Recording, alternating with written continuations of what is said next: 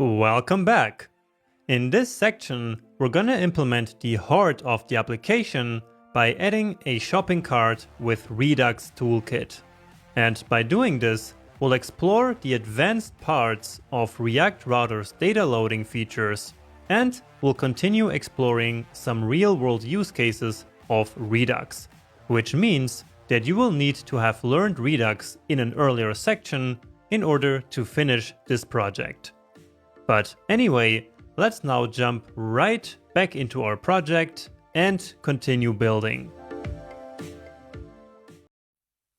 So, as we discussed in the application planning lecture at the very beginning of this project, we're going to use Redux for all our global state.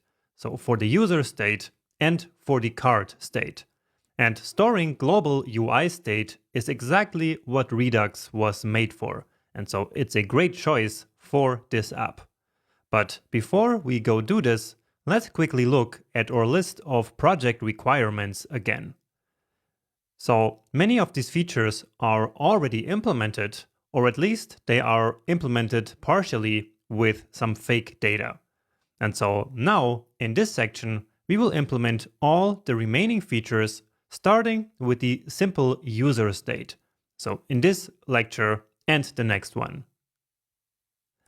So here we are back in our project, and if for some reason you skipped the previous Tailwind section, so the optional section where we styled our entire application, then at this point, in order to keep going in this project, please get all the files after that previous section from the GitHub repo. So there's going to be some folder in that repo called final, or final after Tailwind, and so please go ahead and replace your entire project with that project, so with all the files that are in there. Now, if you want the styling to actually become applied, then you will have to at least watch the first lecture of the previous section, so the one where we set up Tailwind on our system. So you will then end up with this tailwind.config and this postcss.config file. And so after you have all of that, then you are ready to keep going in this project. So for everyone who actually styled this project using Tailwind with me in the previous section, you don't have to do anything. So we just keep going right here in this video. So as I said in the beginning, in this lecture, we will now start working on the user state. And we have already decided earlier that this user state is going to be global UI state. And the reason for that is that we need that state in many places in the application tree. So we are going to need it up there in the header, so at least if the app is large enough. So we need it right here. We also need it for this component here, so to decide if we want to display this one here, and also to then update the name. Also, we need the username right here and even right here. So then we can automatically pre-populate this input field with that username. And so, in order to make this really easy for us, let's just use Redux in order to store that global state. I mean, of course, we could also just create a state variable right here, so inside app.js, and then I guess we could somehow pass that into the components, even though that wouldn't be super practical. We could also create a context, but let's just practice Redux a little bit more here. So long story short, let's just come here to our terminal and let's start by installing Redux. And in particular, we are actually going to use Redux Toolkit, so the recommended way of using Redux right now. So let's do npm install and then add redux.js/toolkit. And then let's also immediately install React-Redux so that we can then later connect Redux with our React application. All right. And so let's now come here to the user-slice.js file that we already got earlier from our starter files. So I actually didn't place this here in the initial video where we first looked at the starter files, but this was already in your starter files. And so you should already have it here at this point, also in this folder. So let's open this, and right away you see that we have a lot of code here, but we will not need this for now. So we can just safely ignore this. Here, let's just correctly import this, which doesn't really work. So let's just leave that for later. I will just comment out the entire thing here, because again, we are not going to need this very soon. Okay, and so, just like before, let's now create a state of slice here using the Redux toolkit tools. And as always, let's just start with the initial state object. So here we will have username and set it to an empty string. And for now, that's actually it. So later we will add some more stuff. So in particular, the user's address. But for now, we will really just have this. So again, this is just an example for us to practice Redux a little bit more, but maybe we might not even need it. At least not yet. But anyway, let's now create our user slice. And so this is exactly what we have learned previously in the Redux section.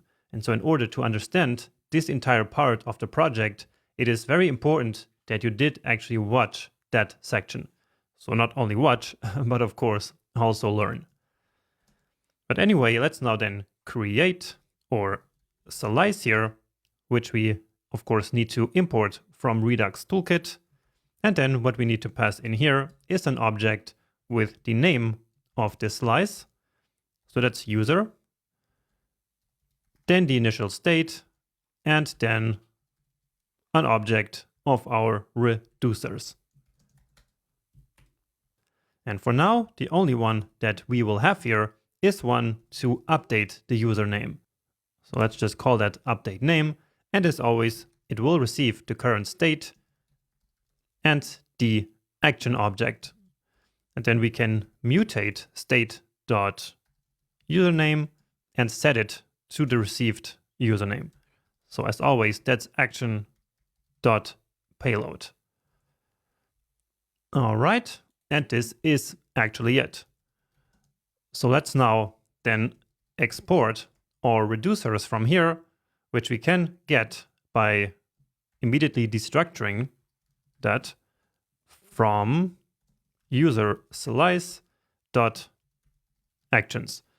So again, I'm going really fast here because I'm assuming that you already know how Redux toolkit works. All right. But anyway, let's then also export default the reducer itself. So the reducer that we will need to set up our Redux store next. So just to quickly recap, here we created a slice of our global UI state. So by using this function here, we created a slice called user, which has this initial state right here. And then we have a reducer, which is this function that is responsible for updating the state object. So that function, in this case this method here, receives the current state and the action. And then, since we are using Redux toolkit, we can directly mutate this state object and then set the state.username to the one that we receive as soon as we're going to dispatch the action. So that is then going to be action.payload. And then inside user slice.actions, we will get access to the action creators. And so we then export that here as a named export so that we can then use that here in our application. And in particular, probably here in this form. So here we will then update the name using this action creator. And then we also export default the slice.reducer. And so let's now actually use this reducer to set up our store. So let's create a new file right here in the top level of the source folder. And this, by convention, is just called store.js.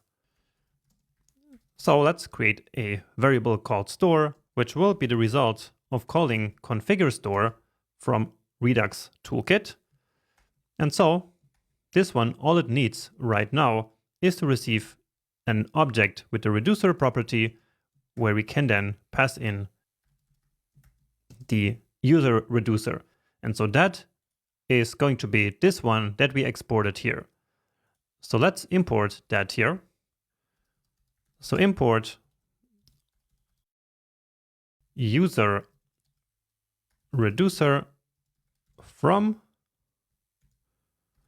and features and user slice.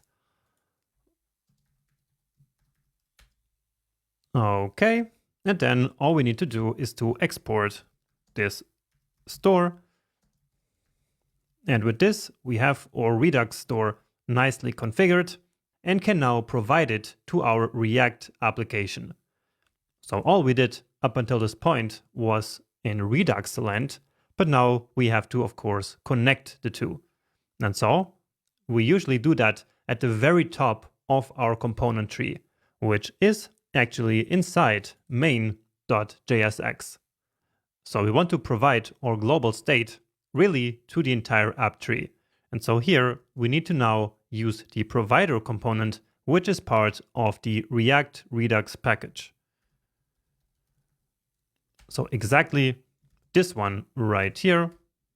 And then here as the single prop, we need to pass in the store object that we just exported from store.js. And so here we can also automatically import that. And with this, we are good to go. So our application should now be correctly connected to Redux. And to see if it actually is, let's come here to our username component. And then in here, we will try to get that state from Redux. And remember that the way we get some state from Redux inside a React component is by using the useSelector hook. So useSelector, again provided by React Redux, and then here we need to pass in a selector function. And that function gets as a parameter the entire state, and then here we can select only what we want. So that's state.user.username, and then let's, of course, store that also here in a variable called username. And then here we replace that with the user name. And of course, at this point, we won't see anything because by default, the user is empty. So let's just place some name here. And then let's see. And beautiful. So we are getting this state now right from Redux. So if we change this here, then of course that changes over there as well. Nice. Now, of course, if there is no username, then we don't want to even render that component. So let's quickly do that as well.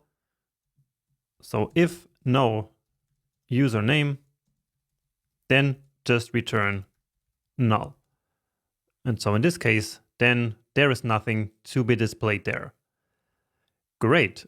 So we actually already finished this component, but now, of course, we need a way of also setting this username in the first place. So that we will do right here in this component. And so let's leave that for the next video. Let's now update the user state from our application and also display that state in multiple places. So, do you remember how we update the state inside Redux? Well, we update Redux state by dispatching an action to our reducer here. And we do that by using the action creator that was automatically created by the createSlice function. So in that case, that's this update name function right here. So let's do that in practice right here in this create user component that we already have. So this create user is this one right here. And this exists because remember that one of the requirements of the application was that the user needs to input their name before starting to use the application. And so therefore we have this form right here where we can start typing a name, and then as soon as something is there, we can click on this button.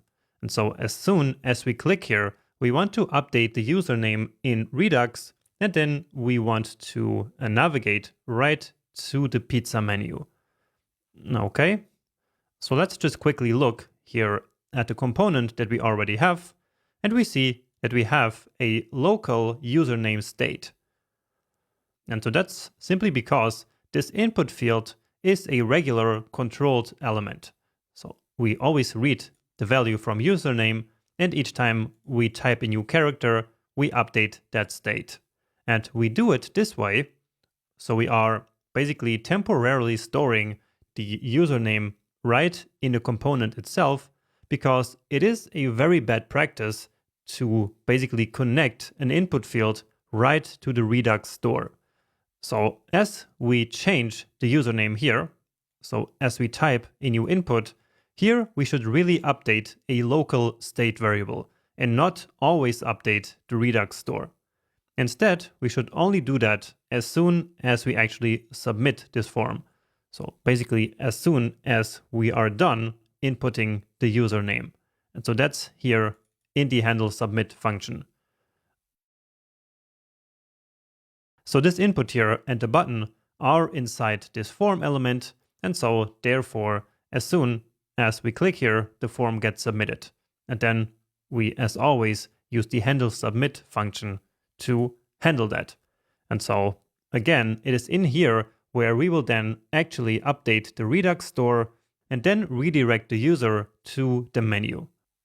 All right, so let's start doing that. And first, let's do a guard clause saying that if there is no username, then just return. But in all other cases, we now want to update the store. And so remember how we said earlier that we do that by dispatching an action. Now the way in which we get access to the dispatch function is to use the use dispatch hook that is provided by React Redux. And then let's store that here in this patch. And then here we can dispatch an action. Now, instead of manually creating the action here, we use an action creator function, which again is this one right here that was exported from user slice. So that's called update name. And so here we automatically import that from the slice. And all that we need to pass in here is going to be the username, because this username will then become the action.payload, which will then become assigned to state.username.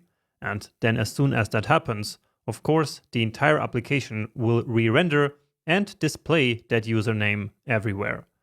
And so this should actually already be working. So if I type this now, hit enter, nice, then it appears up here. Great. And now all we need to do is to then also redirect to the menu. And so for that, we need the navigate function, which we get from use navigate. So part of React router. So navigate to the menu. Let's use something else now. And so here we are at the menu, and here we have that updated name. Nice. So that one is finished. But now as soon as we go back here, then it is again asking for our name. So there's not really a good way of going back to the menu. And so here in the homepage, we only want to display this form, so the create user component, in case there is no user yet. So let's do that. So right here, let's read the user from the state. So let's say user name is equal to use selector, remember, which is how we read data from Redux store. And then again, this gets access to the entire state. And then we get state.user card.username.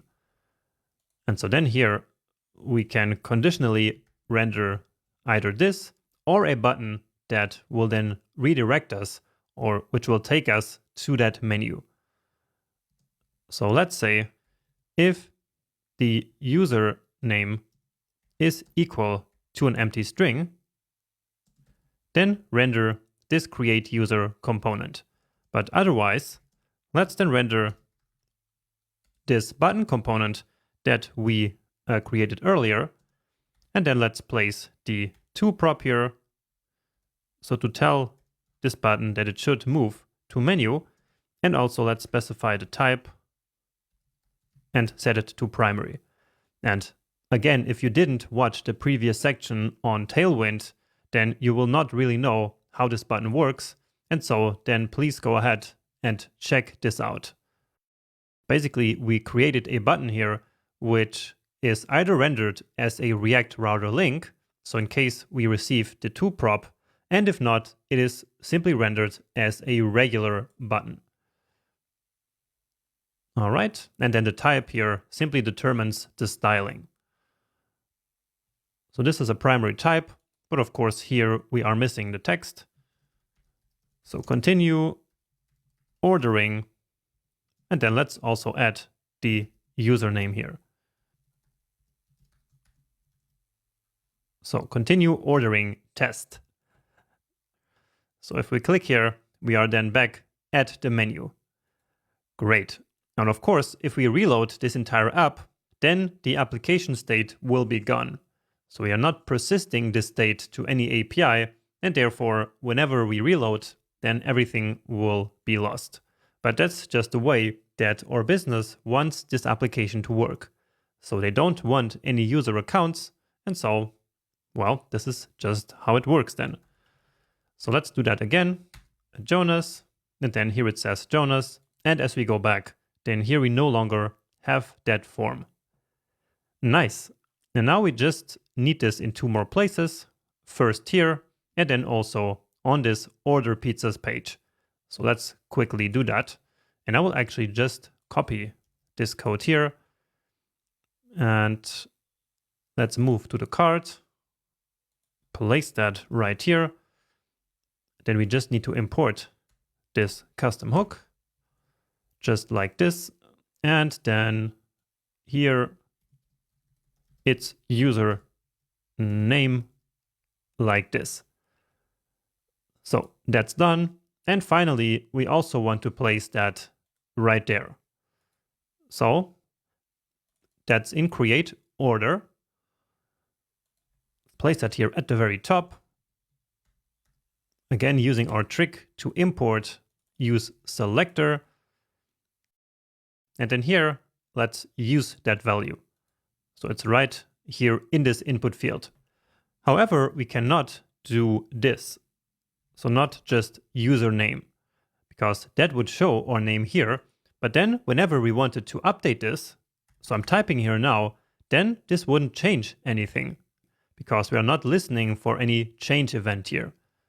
So we don't want this to be really the value, but just the default value. So that's another prop that we can use, and I'm not sure if we have ever used it. But this is a very important one, because it basically, as the name says, simply allows us to set a default value at the beginning, but which we can then still change. And so this is now not a controlled element. It's simply a normal HTML element, which happens to have a default value. And so now I can just keep writing here if I want. Okay. And I think that with this, we have actually finished this user state. So nothing really new and nothing really groundbreaking, but we got to basically practice a little bit more about what we learned earlier with Redux. And now, next up, it's time to start working on the card global state. And with this, we will be able to then finally really make the application work. So let's now model and implement the more complex card state. And by doing this, we will then be able to implement or to finish all of these features over the next few lectures. So let's start by creating a new Redux state slice right here in the card features folder. And so this is the beauty of having this features folder in the first place, because it allows us to nicely co-locate all of these files that are necessary to implement one of the features all in one folder. And so again, we then could close all of these other folders here, and then while we are implementing a certain feature, all we have to worry about is that particular folder. So no jumping around all the time. But anyway, let's again start with the initial state. And then all we will need in this state is actually one card array. So this is where we will store all the items in the card. And actually this is a property, of course. So many of the state management principles that we have learned throughout this course still apply here to modeling state in Redux. For example, the fact that whenever possible, we should always derive state. And so that's the reason why we are not storing, for example, the total card price here. So we could store the total price here also, and maybe even the number of items. Right? However, we can easily derive these from the card array itself. And so then we don't need to create these, because that would just create more problems, because then we would have to keep them in sync while we are updating the card. All right, and so this really is all that we will need. So let's create our card slice here again by calling create slice. The name here is, of course, card, the initial state, and then our reducers. So let's think exactly what operations we need for the card. So first of all, we need to be able to add a new item to the card, right? So that's our first reducer here. So as always, that takes the state and the action. And now let's do a couple of more. So let's just duplicate this here a few times, and then let's think about what else we need. So we need to add an item. We need to be able to also delete an item. And maybe we might want to update an item. However, we don't really want to go that way. So we don't want to be able to update one entire item. The only thing that we will want to update about the item is the quantity. So according to the application requirements, the users should be able to add multiple pizzas to the cart. And so, for example, they might want to add 5 pizzas of a certain type. And so to do that, they will then click some button that will always increase the item quantity, which I'm sure you have seen in many online shops around the web. And so let's simply implement one reducer for this activity. So for increasing, so increase the item quantity, and then also one for decreasing. So decrease item quantity. And then finally, right in our card page, we also have this button here to clear the card. And so we need then also a reducer and an action creator for that. So clear card. And now let's implement the code here for all of them. And to make this a little bit easier, let's add a fake pizza right here. So let's comment this one out here. And then for development purposes, we will already add one pizza here to this card array. So one object, which will always have the pizza ID. Set that to 12. Then the name, this one is the Mediterranean. Then we also have the quantity, which is 2, the unit price of 16. And then, even though we could also always compute it let's also include the total price. So that's basically just the quantity times the unit price, but let's just add it here anyway. So even though this is technically derived state, again, it's nice to not always have to compute it on the fly. So you need to decide these kinds of things really case by case. And this is really just a small thing. So let's, as I was just saying, add it there. And by the way, the reason why this is the shape of the data is because what we get from the API in the menu is very similar to this. So let's actually inspect that. So let's do that right here in the network tab. So this is a really helpful tab. And so let's use it here from time to time. And so when we go to the menu, this will then show us exactly the data that has been received. So let's filter here by fetch requests. Then here we need a bit more space. And so here it is. So as we click here, we can then preview the response.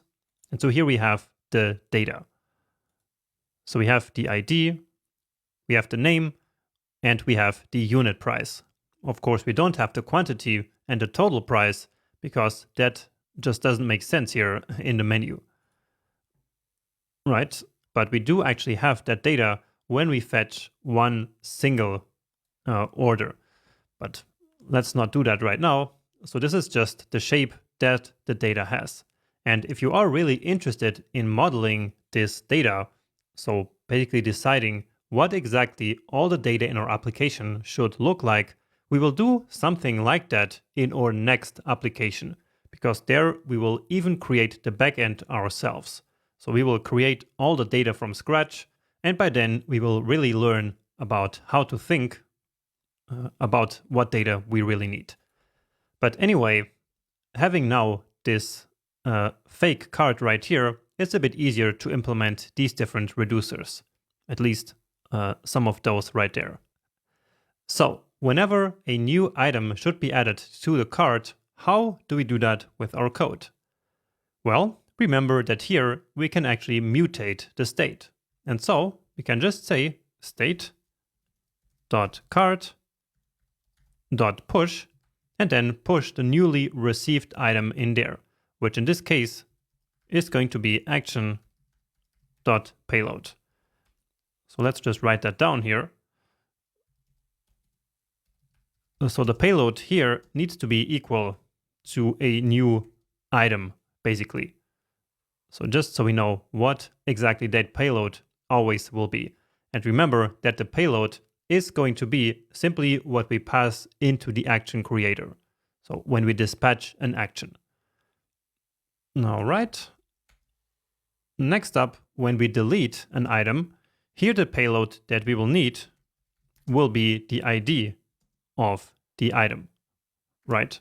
So basically the pizza ID, because that's the name that they have here in the card.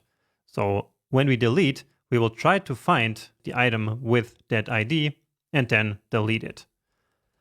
Now, since here we are actually allowed to directly mutate the state, we could use the splice method and then directly mutate the array.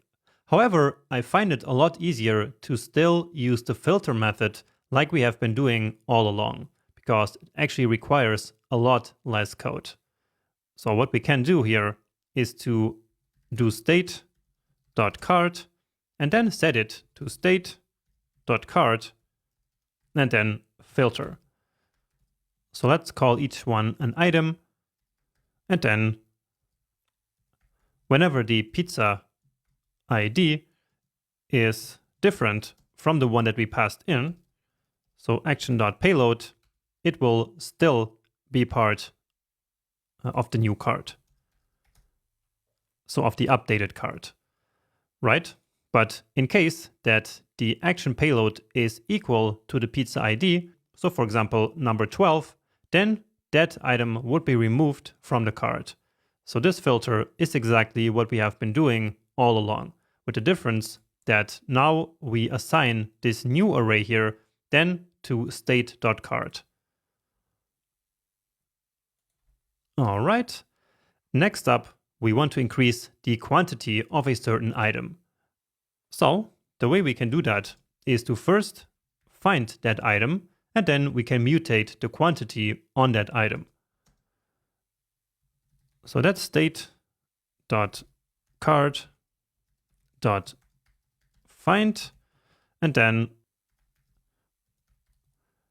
we are again looking for, or we are actually passing in a pizza ID as the action's payload. So just like we have here. So with this, we selected our item basically, and now we can just mutate it. So we can do item quantity plus plus. And then from here on, this value has already been updated. And so then we can calculate item dot total price from that value. So item dot quantity times item dot unit price. So since we have both the quantity and the total price, which depends on the quantity, we need to not only update the quantity, but also the total price. So basically keeping them in sync here. But since we are using reducers, we have all the state updating logic in one place. And so then that's pretty easy to do. So to decrease the quantity, we will just copy and paste this code here and just need to change this line right there. And then finally, here we need to clear the cart. And clearing the cart is as easy as setting the cart back to the initial state. Or in other words, doing state.cart equal this. And so here we actually don't even need the action. All right, so these are our 4 reducers. And so let's now grab the 5 action creators. So 5 reducers and therefore 5 action creators from cart slice dot actions. So we have our actions, and then we can immediately destructure them. So add item, delete item, increase quantity, decrease quantity, and clear the cart. And then we export all of those. And here we forgot the assignment. And finally, let's also default export cart slice dot reducer. Great. So this is what our cart slice looks like. And we will come back to this as we actually use it, because we will even need to change something here later. But for now, let's come to our store.js, because of course we also need to now connect this new slice to our store. So cart reducer from features, cart, and then cart slice. And then here, cart and cart slice again. Or actually, that's not true. It's a cart reducer. So here, let's remove that. And there we go. Nice. So we can close this up. And so in the next lecture, we can start adding some of these pizza items here to the user's cart. So let's start using our cart state by adding new pizzas to the cart. So where exactly are we going to do that in our code? Well, here in the user interface, the user is able to add new pizzas to the cart simply by clicking here on these buttons. And so all we have to do is to come to the menu items and then implement that functionality right there. So here is where the cart and the menu features intersect a little bit. And so we now need to implement some cart functionality here in the item. But of course, things are never so linear in any real-world application. So carts cannot be completely separated from the menu feature. And so, yeah, sometimes we need to implement some parts of a feature inside another feature because, again, of course, these will intersect. Let's make this a bit smaller. This doesn't need to be so big. And I want to actually start by only rendering this button here in case that the pizza is not sold out. So if not sold out, then render this button. So here we do not need that. Now here we actually want to pass in now an on-click handler. So in regular buttons, so in HTML buttons, we are able to pass in some function here into a button. Now our own button right now doesn't have that functionality yet, but let's do that in a second. Let's just immediately create that function here. So handle add to cart. And so here is where we create that event handler function. Just like this. But as I was saying, we now need to enable our own custom button to actually receive this on-click prop. So let's open that up and accept that here as yet another prop. So on-click. And now here what I'm going to do is to do something similar. So we'll copy this and say if there is on-click, then return this button with the on-click handler. All right, and only if there is no to and no on-click prop, then just return this regular button. So this one without the on-click. So we have a bit of duplicate code right here, but this is really not a problem. All right, and so let's just check here. So let's just console log the pizza ID here to the console. So when we click here, we get 1. When we click here, we get 3. So basically, these pizzas here are in order. So this one is number 10, and so on and so forth. And so now what we need to do is to create a new pizza object, so a new item that has this exact shape right here. So actually, let's copy this. Let's delete this. Let's call this a new item. And here, of course, we will not hardcode this value. So this is, again, the current ID. Then here, the name is the name of the pizza. The quantity will initially be 1. The unit price will be the unit price. And the total price will be the unit price times 1. So this one is, of course, not necessary. It's just to indicate that it is computed using these two values. And now all we need to do is to again dispatch an action.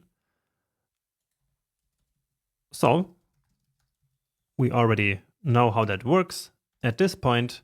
So we use the useDispatch hook provided by React Redux. And now we can dispatch actions from here. And this action object will be created by calling the addItem action creator.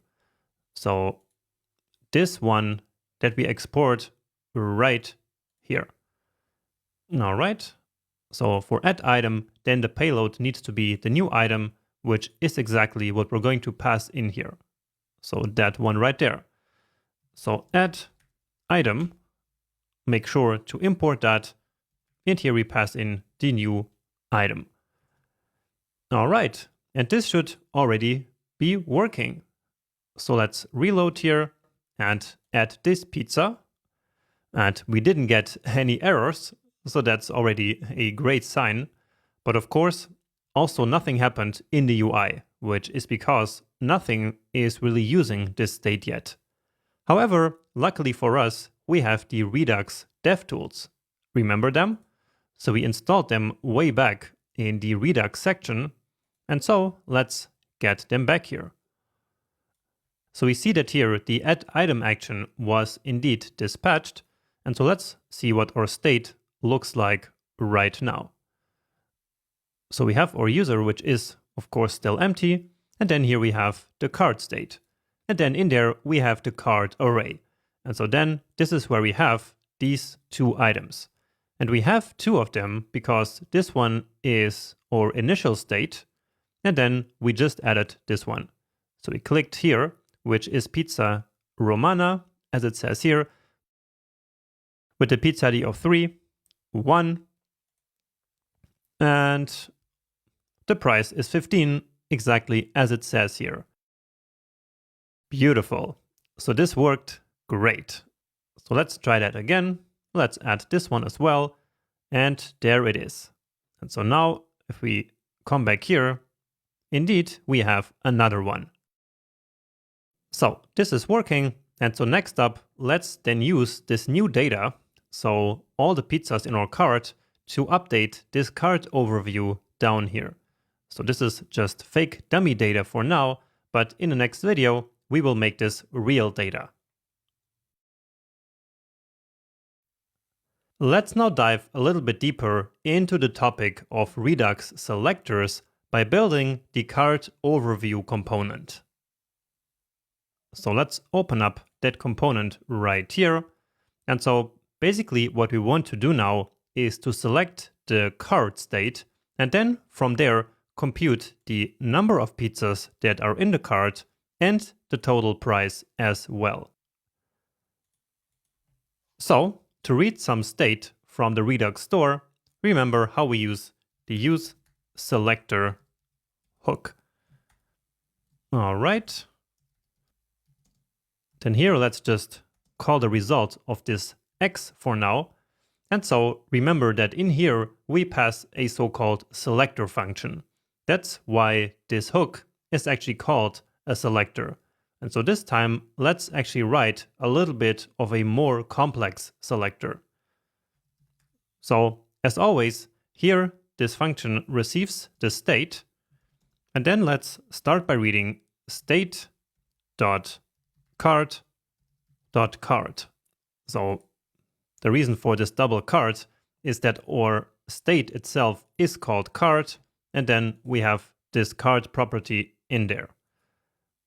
All right. And here we actually want right there. And here we actually want to keep going and immediately calculate the number of pizzas that are currently in the cart. So to do that, we can use the reduce method, which I hope you are familiar with. So this gets access to the current accumulator value, which will just be the sum, and then also the current element of the array, which we could also call item. So let's do that actually. And so then in each iteration, we will add to the current sum, which starts at 0 here as the second argument. So to that sum that starts at 0, in each iteration, we will add the item.quantity, just like this. And so then let's call this one here actually the total cart quantity. So Redux actually recommends that we do this kind of data manipulation that we just did here. So selecting the cart and then immediately calculating the value that we want right inside the selector function and not out here in a component. So doing it like this is a good practice whenever we are using Redux. And we will make this even better, but for now let's see if this actually worked. So total cart quantity, and indeed we have now 4 pizzas. So let's reload this, and we already start with 2. So why do we have 2? Well, it's because here in the default cart we already have these 2 Mediterranean, and so if we then add another one, let's see, then we have 3. Beautiful.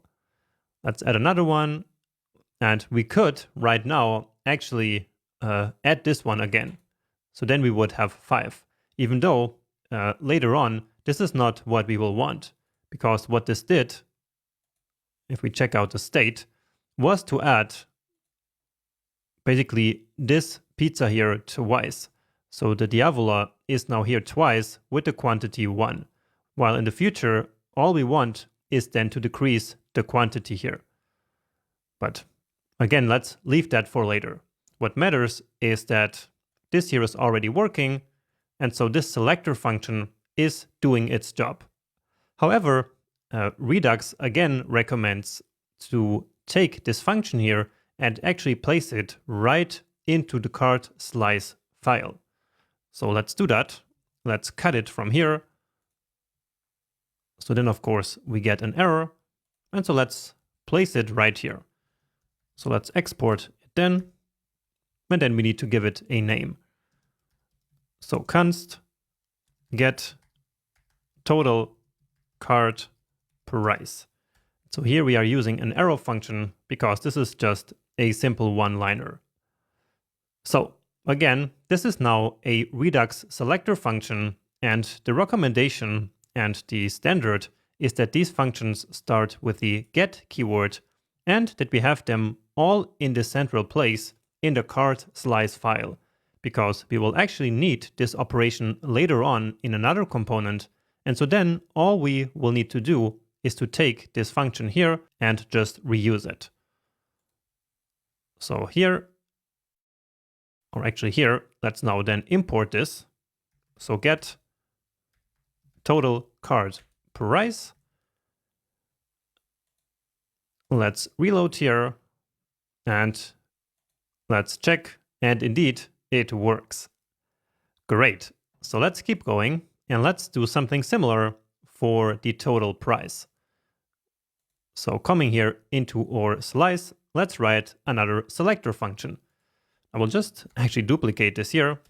I'm just feeling a little bit lazy, just missing this part. So get total card, and actually this one is the one that should be called price, and this one was actually the quantity. So this one is called quantity, and here also. Well, we will also need this other one later, but let's for now just use the quantity.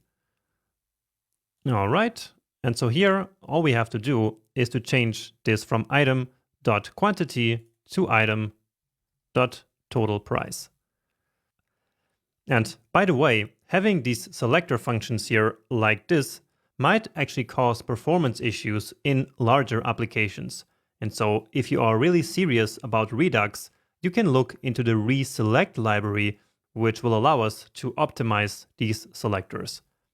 So that's this library right here. All right, select like this. But I will not go this deep into Redux here at this point, because I think this is really not necessary right now. But anyway, let's do total card price here. And so now the name of use selector starts to make a little bit more sense. Like this. And then let's here use our helper function called format currency. And then here is where we use that total card price, and beautiful.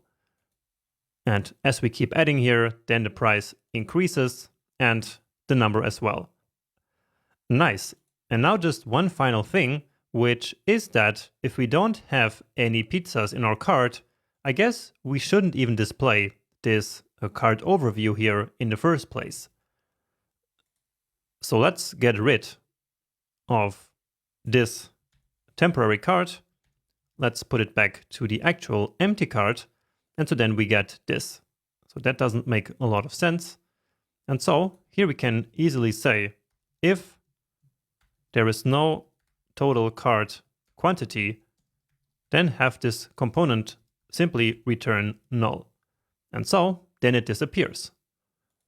So throughout the entire page, now we no longer see the card.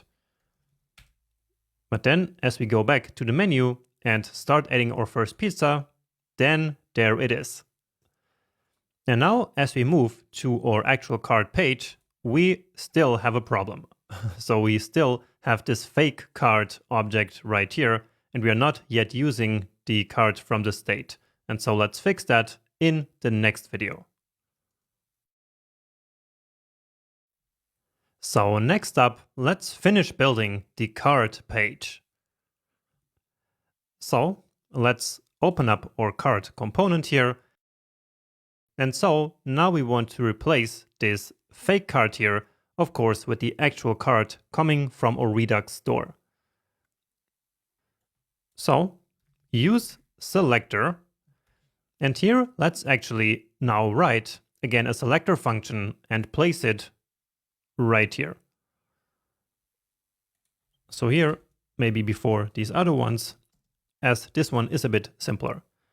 So again, following the get convention, and here it's just get card. And so that's state. Here it's just equal. So this function receives the state, and we want it to return state.card.card. And so if for some reason at some point we change the shape of our state, maybe call this here the shopping cart or something like that, then we only have to change that in one place and not search all over our application and find out where we actually selected that piece of state. Okay, so get card right here. And of course, we could now go ahead and do the exact same thing here also with the user state. And you can go ahead and do that actually on your own if you want. But I will just leave it like this. But anyway, here now we should already get our updated card. And so if we go back, well, then the pizza that we added before is gone. So let's just reload this, add another one. And then as we open the card, then nice. Here are exactly the two pizzas that we just added there. And then we can conveniently go back to the menu here. And if we want, we can keep adding more and more pizzas. And so then as we go back to the card, all of them show up here. So this page was really easy to build because we had already basically done all the rendering logic here earlier. All we have to do is to make these delete buttons here work, which we will do a little bit later, and this clear card button as well. And so let's take care of that right now. So this one is actually pretty easy. So it's this one right here. And all we need to do is to specify the onClick prop. And then here, all we want to do is to dispatch this clear card action. So this one right here. So we need now this clear card action creator, and of course our dispatch function. So const dispatch and then use dispatch, and then here let's do it here directly instead of creating a separate event handler function. And then here we need to also import that clear card action creator. So just as we were saying earlier. And now this should actually already work. So let's click, and beautiful. So everything is empty, and down here also the card overview disappeared. So what happened here again was that calling this clear card created this action that we can see here in the DevTools. So it created this action type of card/clear card, which then, as it was dispatched, did indeed clear our card by setting it back to this empty array in the reducer. Nice. But now, actually, when we have no items in the card, probably we don't want to display this, right? So there's no point in ordering any pizzas if we have no pizzas in the first place. So that's why actually from the starter files, we already have this empty card component right here. So what we can do is to say, if there's no card dot length, then return the empty cart component. So let's manually then import that. So empty cart from, and let's change or correct that. And there we go. Now all we need here is some styling. Let's actually clean up here this file now. No longer need this fake data. And then let's just open up this empty cart component, which right now has no styling whatsoever. So first of all, here we have this same link that points back to the menu that we have in the cart. So let's grab that here. So replacing that here. And then of course we need to import this button. And then we can get rid of this one right here. And so here let's then use the font semi-bold class. And finally adding also some padding in here. So if you didn't take the Tailwind crash course, then this will all look a little bit weird to you, but never mind. You can just blindly write this code here, or you can also just ignore this styling. But anyway, this indeed looks a little bit nicer. Let's just add also some margin here to the top of 7, and nice. So let's go back to the menu indeed. Let's add this pizza, then open the cart, and there we are. So now when we clear this, then nice. But actually let's put a few pizzas here back so that in the next lecture we can then take care of actually deleting them one by one from the cart, which is also a very important feature. Next in line is deleting pizzas from the cart. And doing so is really easy because the most difficult part is already done, which is actually our reducer here. So all we have to do is to now dispatch an action that is created by the delete item action creator each time that we click here on this delete button. So let's go do that. But before we blindly just attach an event handler to this button, let's think about this. So we want to delete the pizza from the cart right here, but the same thing might also be true in the menu. So if we go back to the menu, then we might also want to delete a pizza right here. So for example, let's say we added one of these pizzas here by mistake. And so if we then give the user a delete button immediately, that will then allow them to fix that error. So in other words, we want that delete button not only in the cart, but also here in the menu item. So what this means is that we should create a reusable component here. So let's do that. So new file here, and then delete item.jsx. And then basically we can take that delete button that we already have here and place that right there in that component that we are building right now. So let's grab this and return that from here. And of course we need to import that button here. And yeah, let's actually just go back to the cart. And so then we need to add that button back. So add it here to the cart item. So that was right here, I believe. And so delete item right here. So visually we have the same thing as before, but now we can also add this same button here to each menu item. But actually let's do that a bit later. So let's first actually worry here about this delete item button itself. So here we will want to add the onClick prop, because here is where we want to dispatch that delete action. So dispatch, which we need to get as always from use dispatch, and then we need our action creator, which is delete item, just like this. Here we have a duplicate const, apparently. And now let's think about this delete item.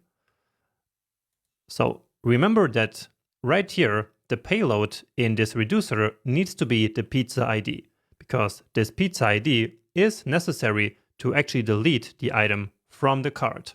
And so we need to pass that right here into this delete item function call. However, here we don't really have that data. And so we need to pass it in as a prop. So pizza ID here, and then we use that. And then back in the cart, which I already closed for some reason. So back here, when we, or actually it is not even here, it's in the cart item. So here is where we include delete item. And so here is where we now need to pass in that pizza ID prop. And so that is exactly called pizza ID. All right. So the way the data flows here through this application might be a little bit confusing. So if you have any doubts about this, just make sure to pause the video at any point and really analyze the data flow. And you can, as always, also use here the component tree for that. But basically what happens is that in the cart, we have a list of cart items, and each of the cart items receives indeed the item. And so that includes the pizza ID, the name, the quantity, and the total price, which is all the things that we see here. And so then we take that pizza ID and pass it here into the delete item component, so that this component can then use it to effectively delete that item. So let's add a few more here, just so we actually see this happening. And so let's see what happens when we click. Beautiful. So we had 3 pizzas, now we only have 1. And the reason for that is that we had 2 times pizza romana, which we are not supposed to have. But again, we will fix that a little bit later, and actually right in the next video. So let's just add another one here, and maybe this one, just to make sure. And so now we can indeed delete them one by one. And so then our cart is empty, and then we can add some other ones. So we placed all this code into the separate component so that now we can reuse it in the menu item as well. And so let's do that. Let's close it here. Let's just clean this up. And then let's place that button right here. For now, I will simply place it here, which will create some problems, as we will see. But let's actually wait for them. So delete item, and it needs to receive the pizza ID, which here is actually just called ID. And then we need to, of course, import that component. So import delete item. And then we need to go up and into the cart folder, and then from there, delete item. All right. And so now we have this button here always. So all the components have this button, which of course doesn't make a lot of sense, because most of these, or actually right now, none of these pizzas is actually in the cart. And so it doesn't make any sense that this button is here. So for example, if I click here, then nothing happens. Or actually, I think there was a new error, or maybe not. So yeah, actually really nothing happens. But in any case, we only want to display this delete button if the pizza is actually in the cart. So how can we do that? Well, basically we need to determine whether the quantity of each of these pizzas is greater than 0 in the cart. And if it is, then we can display the delete button and not the add to cart button. But if there is no pizza in the cart, then we only show the add to cart. So let's try to do that up here. So basically we need the current quantity. So that can be use selector, which for some reason is not importing. Let's do that manually. And then here we need to write some selector. However, none of the selectors that we have yet works in this situation, because the only selector that we have down here is to get the total quantity, but not the quantity for each individual pizza. Right. And so we need to now here create another one. So the way we want this one to work is get current quantity by ID. And then we want to pass in actually the current pizza ID. So this looks a bit confusing, but let's now implement exactly this selector right here. All right. So export const get current quantity by ID. And then remember that we passed in actually an ID here. So the ID is the argument, and then what this should return is a selector of this type. So a function that receives a state and then returns something.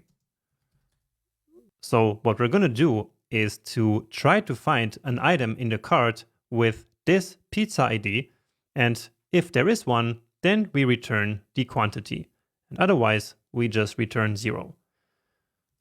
So that is state.cart.cart.find, and then item, where the item.pizza ID is equal to the one that has been passed in. And so then if this exists, we use optional chaining for that, we get the quantity. And if not, then we return 0. All right. And so all we have to do now is to then import this function, which for some reason doesn't really work, but we can also just add that here. Now we get cannot access ID before initialization. So let's move that up here. And now this should actually work. So let's just log this value to the console, the current quantity. And so now we should get a bunch of zeros. So each of these here right now is 0 times in the cart, right? So let's clear this. And then let's add this one here. And so we see that the quantity has indeed been updated to 1 for this one component. So we can see that actually by updating the cart state here, not the entire application is re-rendered, but really only this one component. And so that's because of the internal optimizations that Redux has. All right. So now we can use this value here basically to compute another state, which is just called is in cart. And so here we can just say if the current quantity is greater than 0. So in this case, the component is in the cart, right? And so basically we only want to display this right here if is in cart. And so with this, it disappeared from everywhere except from this one here, which we just added to the cart earlier. Now here we don't want to then display this button. And so let's also say that the add to cart button should only be visible if it's not sold out and it is not in the cart. So is in cart. Great. And so here we can now only delete this pizza, but not add another one. So at least not for now.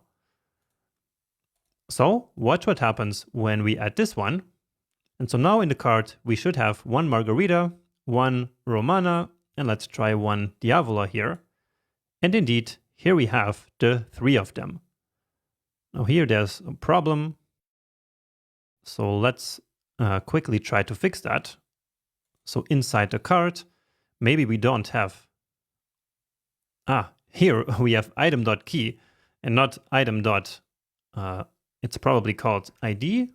Not sure about that.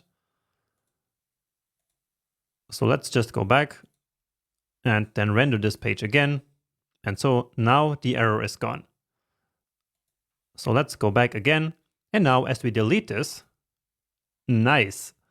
Then the add to cart button is back. And of course, the pizza is also gone here from the cart. So now we can basically toggle between these two states.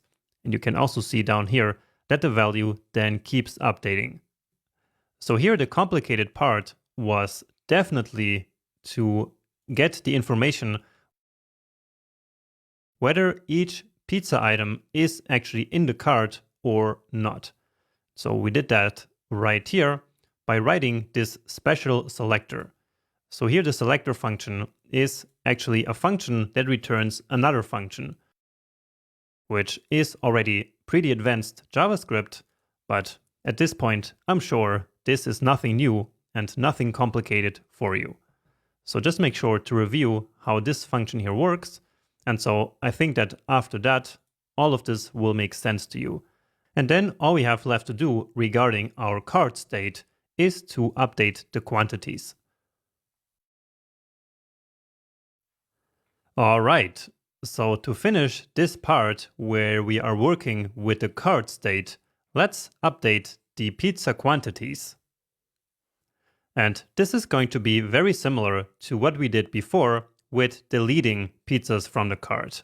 So we will want to be able to increase and to decrease the amount of pizzas both in each of these menu items here and also right here in the cart items. And so just like with delete item, we will now create a reusable component for that. So let's call this one update item quantity.jsx, or nice snippet here. And here, just like before, we will also need to receive the current pizza ID. Now here we will then have two buttons, so one for decreasing and one for increasing. So let's bring in our button here. And the type will be a new one.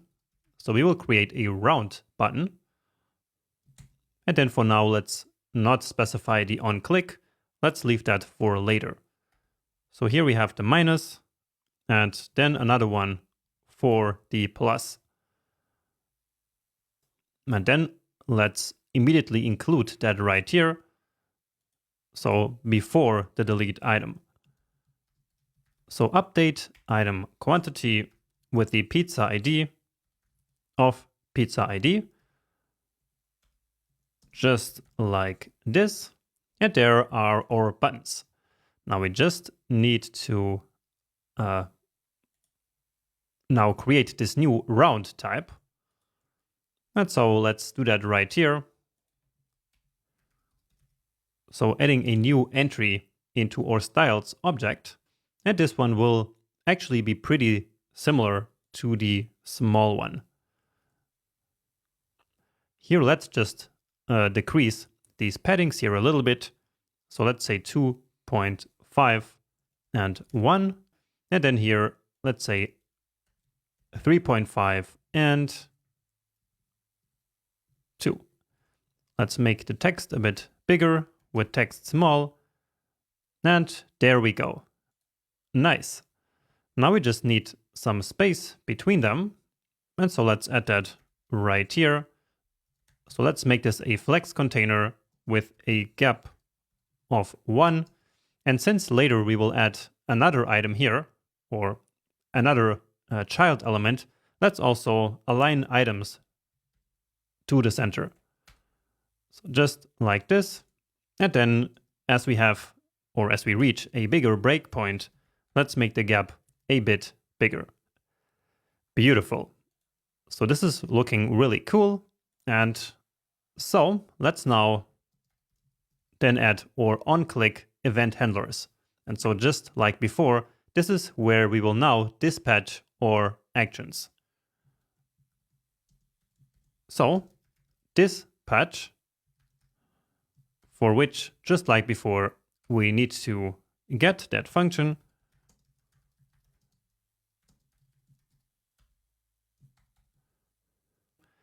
And then remember that right here, we have increase item quantity and decrease item quantity. And both of them, as the payload, need the pizza ID. So that's why we pass the pizza ID here right into this component. So here we dispatch decrease item quantity with the pizza ID. And then here, let's just grab this and increase, just like this. And so this should already be working. So let's test this. And beautiful. So notice how here the value went up, here as well, and also the price increased. And as we keep clicking here, then we keep going up. So we have 9 plus 1 now, which is exactly 10. Now watch what happens when we do minus here, when we are already at 1. So we basically go down to 0 and to -1, and our cart then keeps getting cheaper, and we keep getting less and less pizzas. And so this, of course, should not be allowed. And so let's actually prevent that right in our reducer. So here, what we can do, and remember that at this point, the item quantity has already been updated. And so what we can do is to check if the item.quantity is equal to 0, then we want to completely delete the item from the cart. So that's, again, a very common thing to see in web applications, like some online shopping. So essentially, when we decrease the quantity from 1 to 0, then that element is taken out. So basically here, we want to then delete that item. And so we could write exactly this logic right here. However, we don't have to, because we can reuse this logic by using a really nice trick that I'm about to show you. So we can do cart slice dot case reducers, and then we can basically manually call one of these reducers. So then let's call delete item with the same state and action that we just received here. All right, so let's test this. Let's add this one to the cart. Now here we get again some problem, but let's take care of that later. So updating here still works, so increasing, and then watch what happens as we click here now. So one less time, as it is 1 right now. And nice. So with that, our pizza got deleted just like it should. Now let's just see here about this error. So let's add 2 different ones. And then, well, React somehow is not complaining anymore. So not sure why that is, but better for us. And now just to finish this component, let's actually also display here the current number of pizzas between these 2 buttons. So again, something I'm sure you have seen. So for that, here we also need access to the current quantity. So let's call that actually current quantity. And then, right here, we need to pass that in. So how do we get access to that? Well, we already wrote our selector for that earlier. Right here in the menu item. So we want exactly this here right now. So I'm just grabbing it and pasting that here. And then React will not like this. So let's import this one and also this function right here. And here it is called pizza ID. And so here we have the current quantity, which we can now pass here into this component. So current quantity is equal to current quantity, which we can then display here in the middle. So let's create some span element here, not with that, but with the current quantity. Let's just style this a little bit. Let's make the text smaller. So text small, and also give it some more boldness. So let's say font medium here, and then maybe also increasing the gap.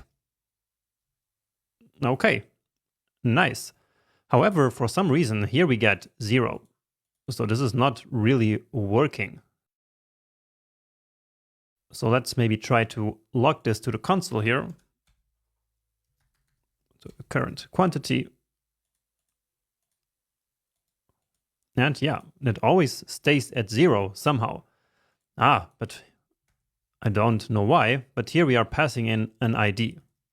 So that's not supposed, and now that works. Great. So in this case, we might think that this value is not really necessary because we already have it up here. But just like the delete button, we now actually want to reuse this in the menu right here. And so here, of course, we will not know how many pizzas are already in the menu. And so not in the menu, but in the cart. And so let's also, of course, include that right here. So along the delete item button. So let's wrap this here in some div.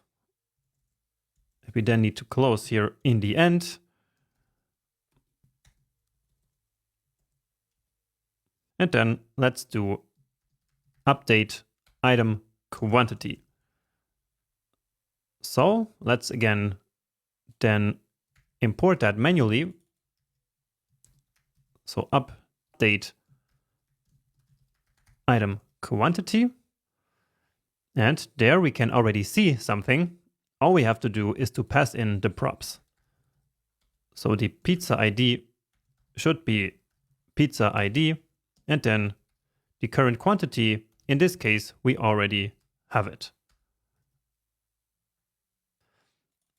Here it's called ID, but there we go. Now we just need some styling here as well. So let's make this a flex container. Items center it here. And then some gap. So gap of 3.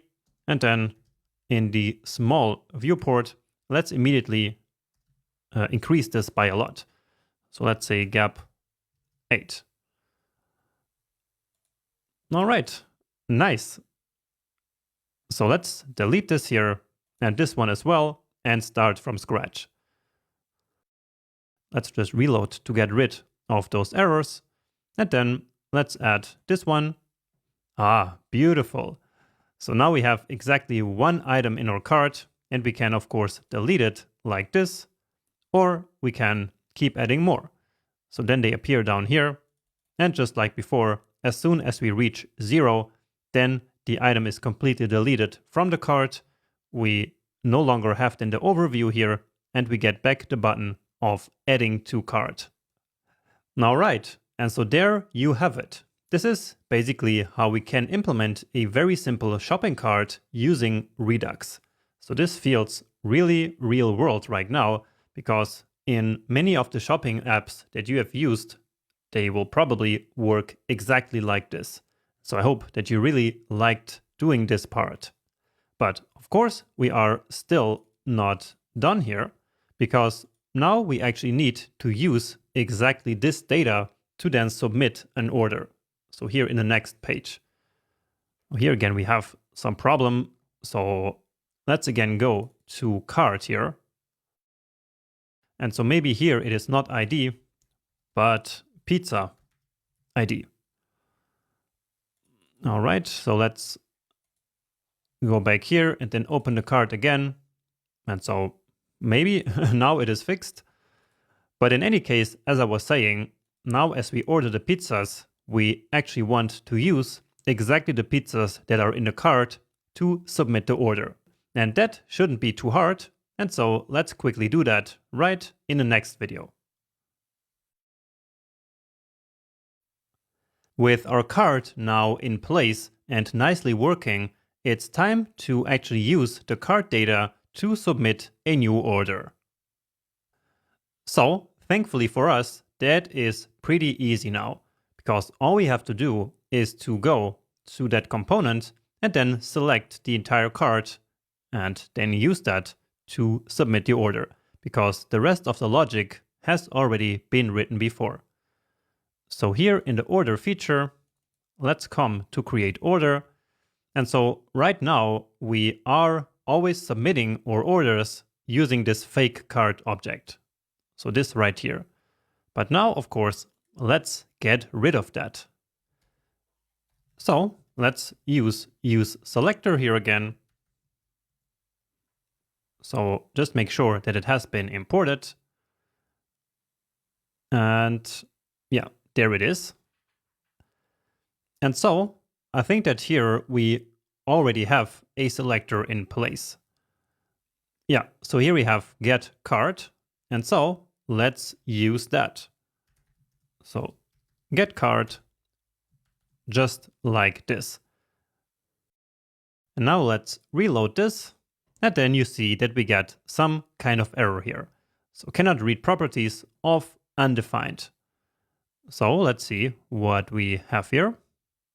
Well, there's some problem here in get cart, apparently, but, well, it shouldn't. So everything looks correct, and we actually already used this in some other place where it worked just fine. Let's just try to log this here to the console. It's always a nice trick. Let's reload here, and we get exactly the same problem. Let's just see if we have our log somewhere here. But as I look at my code again, actually here I'm noticing something. So here we should of course not call this selector function. So Redux is the one who will call this, not us. And so with this, we are good again. Now here we have some problem, which is that the cart is right now empty. And so in this situation, when there is no cart, we shouldn't be able to submit the order, right? And so before we do anything else here, let's check for that empty cart. So if there is no cart.length, then let's immediately return that empty cart component that we already used in our cart page. So let's grab that. So import empty cart from, let's move up, then into the cart and empty cart. Nice. And so then this asks us to go back to the menu, add some pizza from there. And then now that works. So now we have something in our cart and are ready to order. So let's get rid of this fake cart. And so now, yeah, as I was saying, we are ready to order indeed. So let's just recap quickly what we did here before, which was to basically pass that cart here as a hidden field. So we converted this cart to a string and assigned that to the value of this hidden input field. And the reason why we had to do that is because we are not able to get the data from Redux here in this action. I mean, there would actually be a way around this, but like this, even though it's a bit of a hack and a trick, this is actually a bit cleaner than doing that. All right. And then here, let's try to finally submit an order. Well, actually, here we need to get back this code. So the code that actually submits the order in the first place. And then here, let's add some phone number. Here's some random address, which is not really correct, of course. But now let's see if this works. So let's place our order. Let's wait for it. And there it is. So now our application is basically working. So we have the 3 margaritas and the 1 Romana that we added to the cart. And so they are now really part of this brand new order with this ID right there. Here we just have some problem with the key prop. So let's come back here. So this is probably just called pizza ID. But that's not really important. Nice. Now, you might have noticed a small problem, which is that we still have the pizzas in our cart. So that shouldn't be happening, right? So usually after you place an order, then your cart gets automatically emptied out. And so let's implement that here as well. Even though it is not going to be super easy. So we will have to use some kind of hack here again, because clearly the dispatching of the clear cart action will need to happen right here inside this form action. However, for dispatching, we need to call the use dispatch hook, which is only available in components and not in a regular function like this one.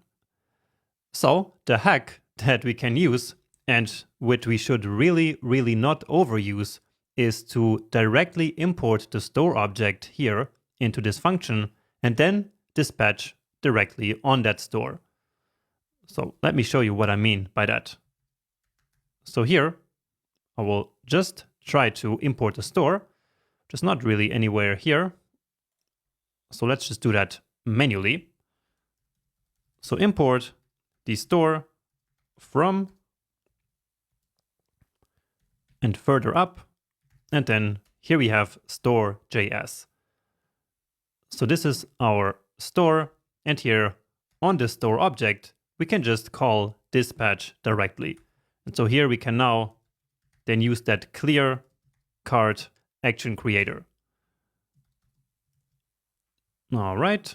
So again, a bit of a hacky approach, but this is what we have to do in order to make it work. But really don't overuse this technique, because it deactivates a couple of performance optimizations of Redux on this page. So do not overuse. So let's try this out now. So let's clear our cart actually manually, and then let's try some different pizzas here. This time, open the cart, some valid phone number here, then some address. Let's give it priority as well. And let's try to place our order. And there we go. And as you see, now our cart is actually empty. Great. And yeah, it is nowhere to be seen here. And indeed, the pizzas are no longer in the cart. But now finally, for one final small feature, let me add a pizza again to the cart, because now here I want to show the final price right here in this button. All right, so that shouldn't be too hard, because we already have all the things that we need for that. So here we have a lot of code already, but let's just keep going for this final feature. So the total cart price is given from use selector, and then there we have the get total cart price selector function. So this is the total cart price right now, but if the user chooses a priority, then that will actually change.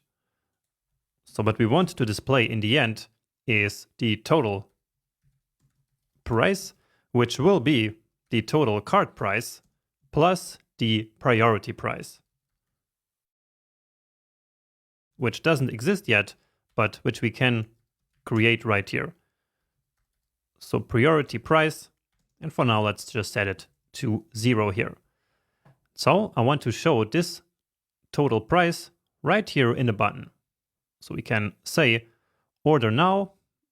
Where is that? Right here. So order now for, and then the total price. And then we also need to format the currency here. So format currency, at least I think that's what it is called. Let's see. Yeah, that's the name. So apparently we need to import this manually, which I really don't like. So import format currency from, let's go up again, and then into the helpers or the utils, and then helpers.js. This is probably actually a named export. And yeah, there we go. Here we have the 45 euros, which is what we have down there. But now what about the priority price? So how do we calculate this? So basically, whenever we click here, we then want to update the price. And we want to update it by exactly 20% of this total cart price, because from the list of requirements, that is the price of making the order priority. So if we want to change the UI whenever this here changes, so whenever we click here, that means that we need some state, right? So basically we need a reactive value. So that's why here we actually already have that. Let me place that at the very top, right here. And then let's also use this here. So now we're making this checkbox here a controlled element again. Okay, and so then we can use that reactive value, so that piece of state here, to compute the priority price. So in case we are with priority, then the price should be the total cart price times 0.2, and otherwise just 0. Yeah, nice. So let's input a phone number, then this, placing our order, and with this we are done. Or actually we are not really done, because we did select priority, but it is not here. So something strange happened, but I think I know the reason. I think it is because we changed now the value. So here in this checkbox, now the value will no longer be on and off. So where is that? Here. So again, here the value will now no longer be on like we had here earlier. So here we were checking if that value is on, but instead now it will be true. So true as a string. All right. So no longer just on, but really true or false. And so here we then want to give this order priority in case that the data that we receive is equal to the string of true. So let's try that again. So I said initially that this was going to be a short and easy video, but well, there's always a lot to do. So let's try again. Let's give ourselves priority again. Let's wait for it. Nice. So now that worked. And so now indeed we are finished, at least with what we set out to do in this video, because the list of requirements of this app still has I think, one or two things that we should implement. And so let's get to that for the rest of this section. Let's now go back to some more advanced Redux toolkit. And in particular, we will now create a thunk middleware by using the built-in create async thunk function, which is a way of creating a thunk that we avoided when we first learned about Redux. And the idea here is to implement the feature where our users can use geolocation in order to get their GPS position and their address. So let's close this card slice, which we no longer need, and let's open up the user slice. And so here we already have some pre-written code, which we now need. So let's uncomment it. Then we need to take this one and place it at the very top. And then let's also import this get address.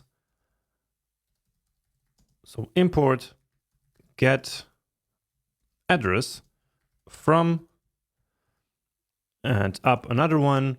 And then it's inside services and API restaurant. Or actually, of course, it is in API geocoding. So that's correct. So let's analyze what we have here.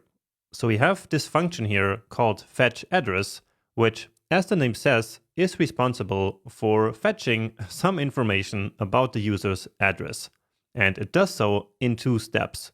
So first of all, it gets the user's geolocation position, which is provided by this getPosition function right here. So basically wrapping a promise around this function right here. So then we can use async await.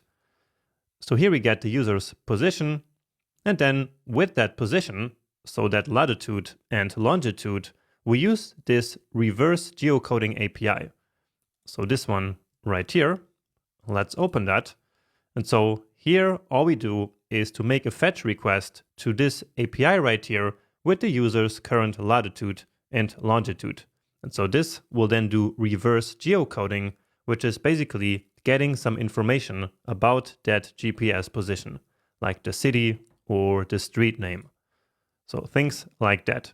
And so then we can display that information later in the form. So basically what we will want to do, so let's just go back to our order form. And so the idea here will be that we have a button here where the user can request their geolocation position, and then this field here will automatically be filled with their address. And so that address will come here from this API. So then here we create a nice string based on the information received there, and then we return an object both with the GPS position and the address string. Okay. So this is just an overview of how this function works, but as we can see, this is an async function, which means that we cannot just call this function directly inside a Redux reducer, because remember, Redux is by nature completely synchronous. And so that's why we now need to talk about thunks again. So we learned all about thunks back in the Redux section, which you can of course revisit and review. But basically all you need to know at this point is that a thunk is a middleware that sits between the dispatching and the reducer itself. So it will do something to the dispatched action before actually updating the store. Now back then, when we wanted to use thunks with Redux Toolkit, we manually created our own action creator and placed the thunk in there. So instead of using Redux Toolkit's native way of creating a thunk. But now let's actually do that. And so now, in order to create a thunk, we will use the create async thunk function. So that sounds like a lot, but let's just do it. So let me do that right here. So here let's create, again, fetch address, because we will now then remove that one. And so this fetch address will be the result of calling create async thunk. And so this create async thunk receives two things. First, we need to pass in the action name. So that's going to be user and then fetch address. And then second, we need to pass in an async function that will return the payload for the reducer later. So this function needs to return a promise, and so an async function is ideal here. So let's just create an anonymous function here and then grab all this code and place that in there. So then we can remove this and paste that here. All right. And now this fetch address here will actually become the action creator function that we will later call in our code. And so let's export this one as well. So now besides this update name action creator, we also have this new one here, which is fetch address. And we should not call it something like get address because those names are reserved for selectors. So by convention, these names for the async thunks should not be called something with get. Okay, now this is, I guess, pretty confusing, so let's just quickly recap what we did here. So this time we used the Redux toolkit way of creating a thunk function. So we called this function right here, where we passed in the action type name, and so that's this one right here, which we will never manually use, but still Redux needs this internally. And then as a second argument, we pass in the actual thunk function. So the code that we want to execute as soon as this action here will be dispatched. Now, what's special about this is that this create async thunk will basically produce 3 additional action types. So one for the pending promise state, one for the fulfilled state, and one for the rejected state. And so now we need to handle these cases separately back in our reducers. And so this is how we then connect this thunk with our reducers down here. So let's do that. And here the syntax is actually pretty confusing again. So here we need to now specify these extra reducers, which will then get something called a builder. So this is basically a function here. And then on this builder, we call add case. So again, pretty confusing here, but this is just the way Redux toolkit works. And it's the reason why I didn't show you this earlier. But anyway, here now let's use that function that we just created. So that fetch address, and then here we are going to handle the pending state. So dot pending, and then here is where the actual reducer finally comes into play. So here we can now get the state and the action again. And so here what we will want to do is to update the state by setting the status to loading. Okay, and so let's actually now update also our initial state.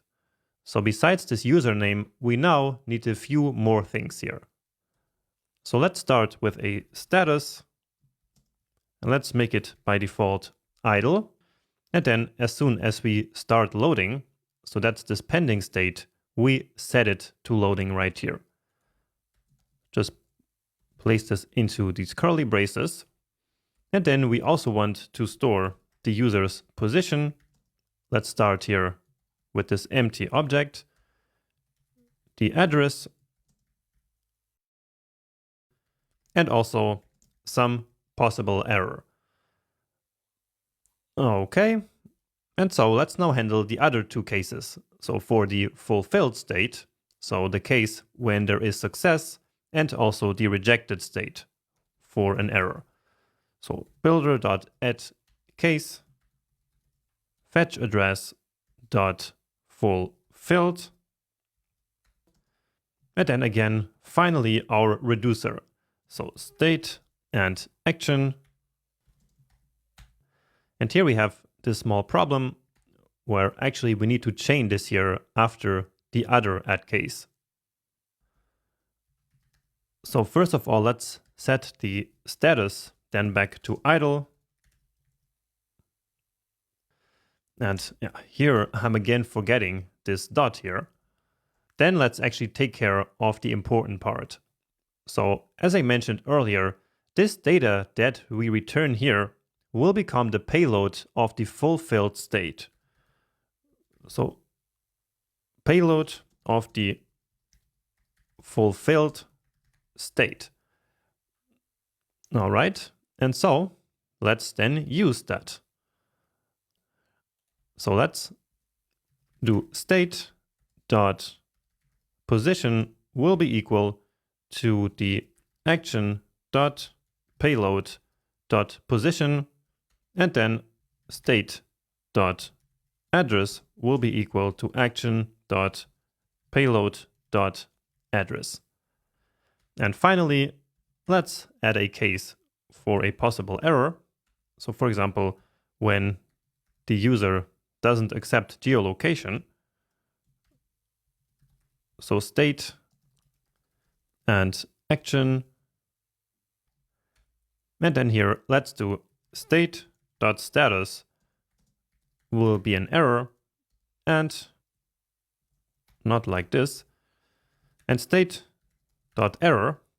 So here we will then also have an error string, which actually gets automatically placed on the action.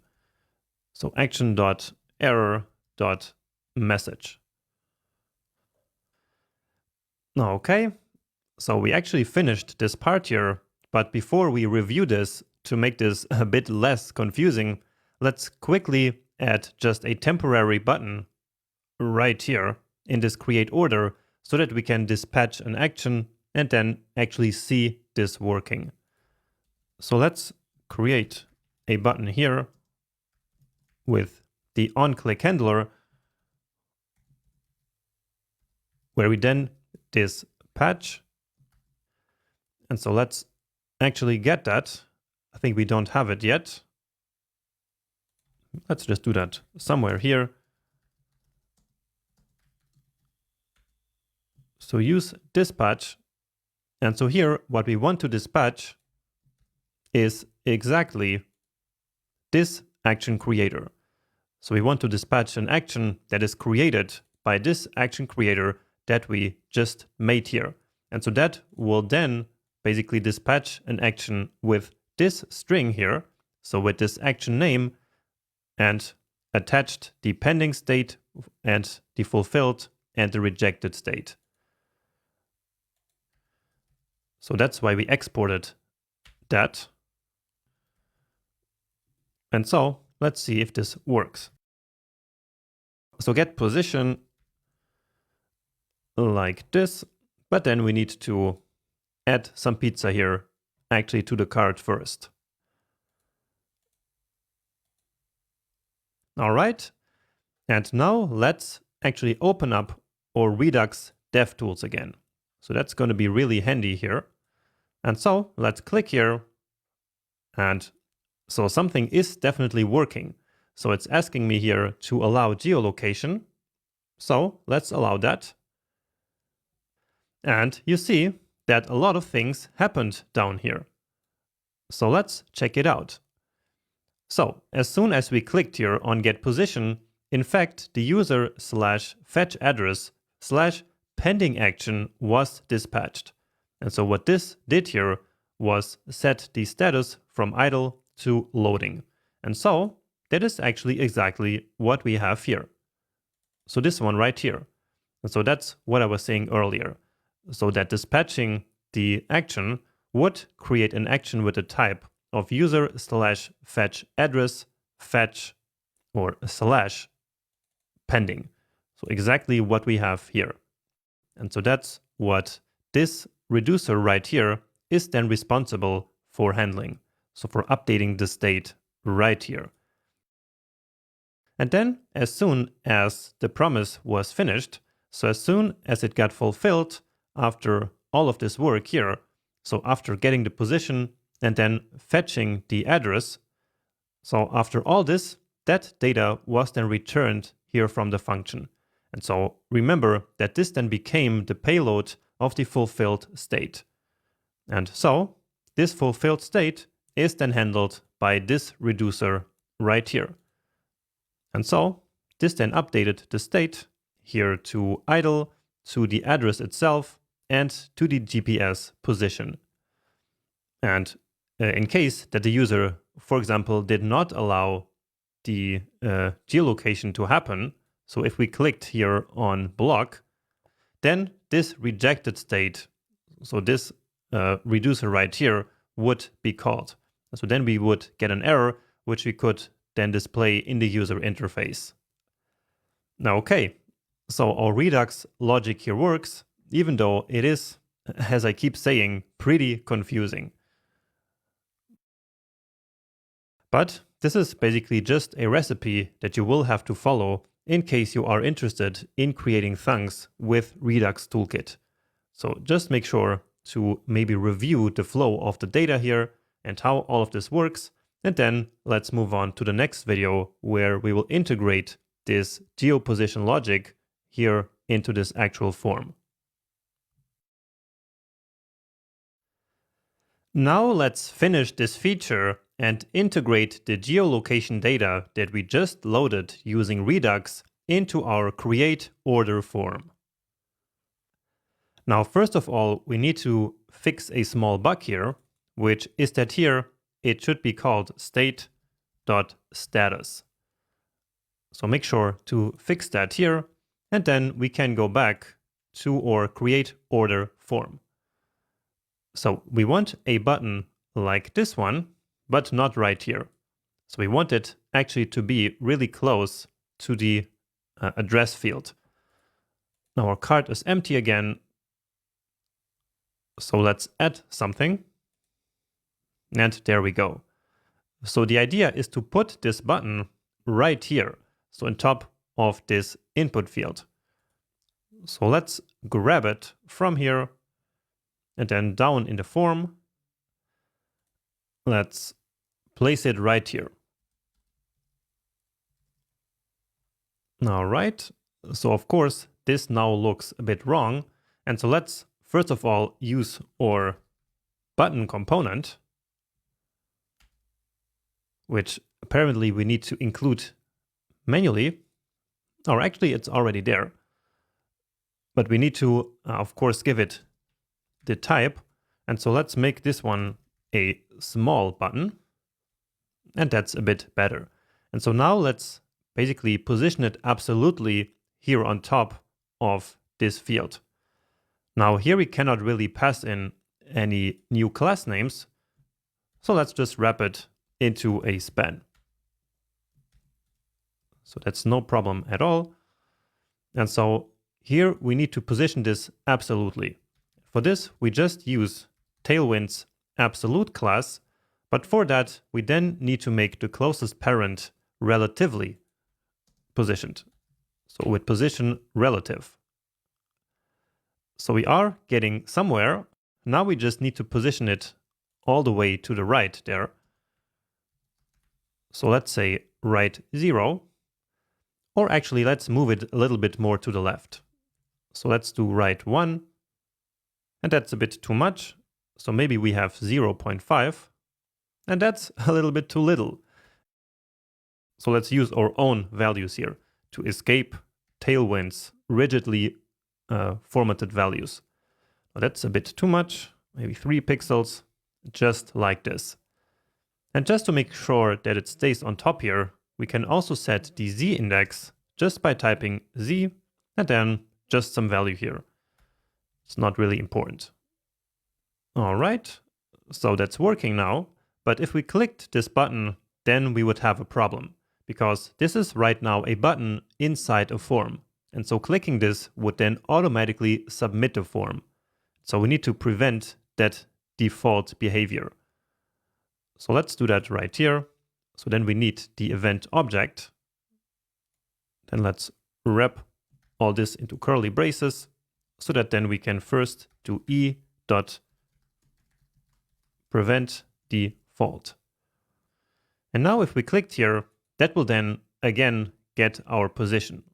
So here probably we now have a new item which you can't really see, but that's also not really important because we actually want to get this data right here into this component. So let's select it. And this code here is getting a little bit messy, but never mind. So we are actually already selecting some stuff here from the user state, but let's now change this. So let's remove this username here and simply get the entire user. So then we can here destructure that into the username, the status. Let's rename that to address status, just to make things a bit more clear. Then the position and the address. All right. So we will check then for this address status a few times. And so let's create a variable for that. So is loading position or address. And so this is going to be true whenever the address status is going to be equal to loading. All right. And so let's use that right here. So here, whenever we are loading the position, we want to make this here disabled. So disabled whenever is loading address. And the same for this button. So disabled is loading address like this. And so let's test this. And indeed, for a short period of time, it was disabled there.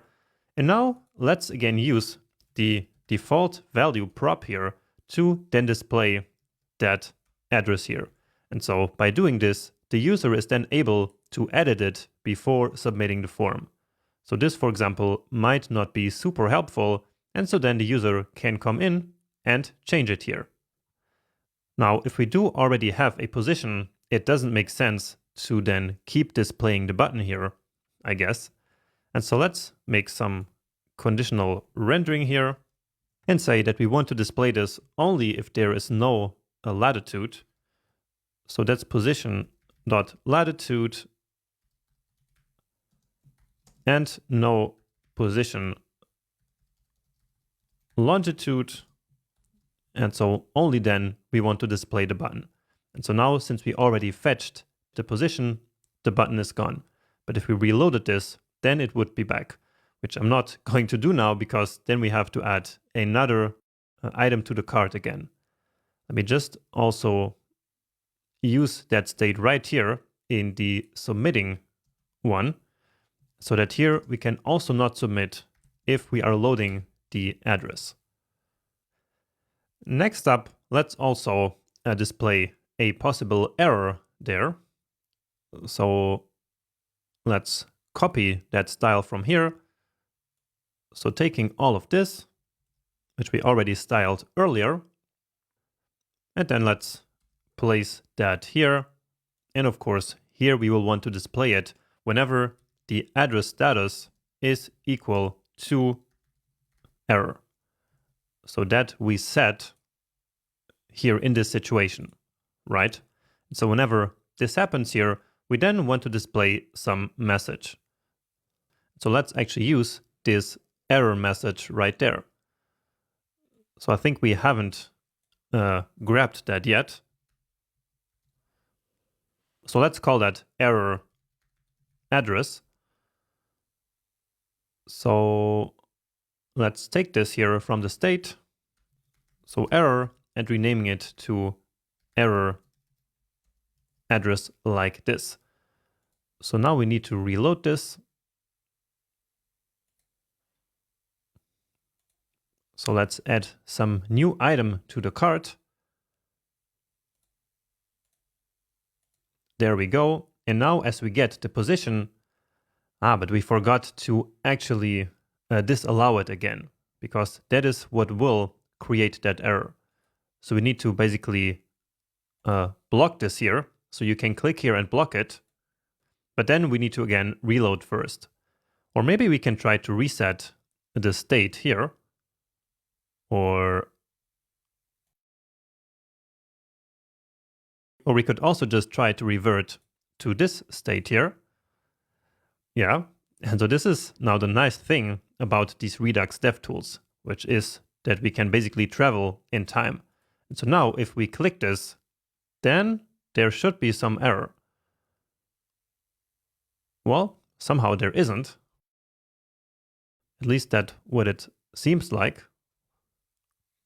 Or actually, we do see here that we got an error.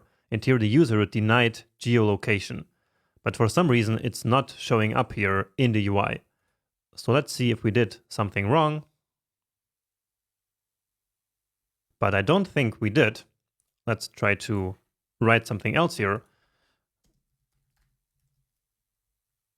No, that's not working. But yeah, this is actually the same thing. And we are now at error. So I'm not sure what's happening here. Let's maybe just actually reload, add another item to the menu. And then here, let's again disallow geolocation. So for that, we can also do it here. Yeah, and it is already disallowed. So let's try to get that. And now it is actually working. Nice. So I don't really like that error message there, but let's fix that in a minute. For now, let's just fix here the positioning of the error.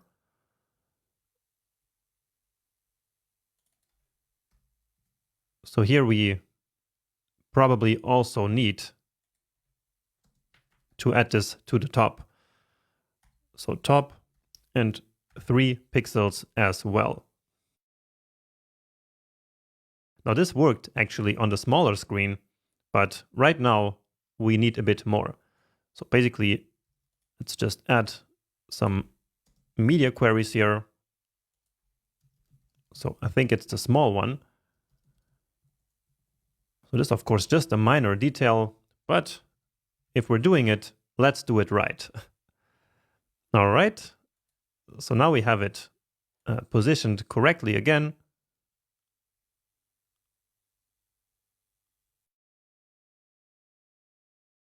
Let's make it here the medium media query, and that looks just right.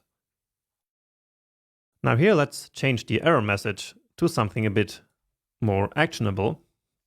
So let's say there was a problem getting your address. Make sure to fill this field, because this one is, of course, really important. All right, let's just try this one more time. Yeah, beautiful.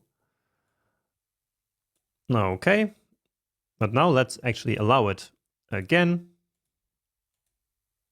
So that also works.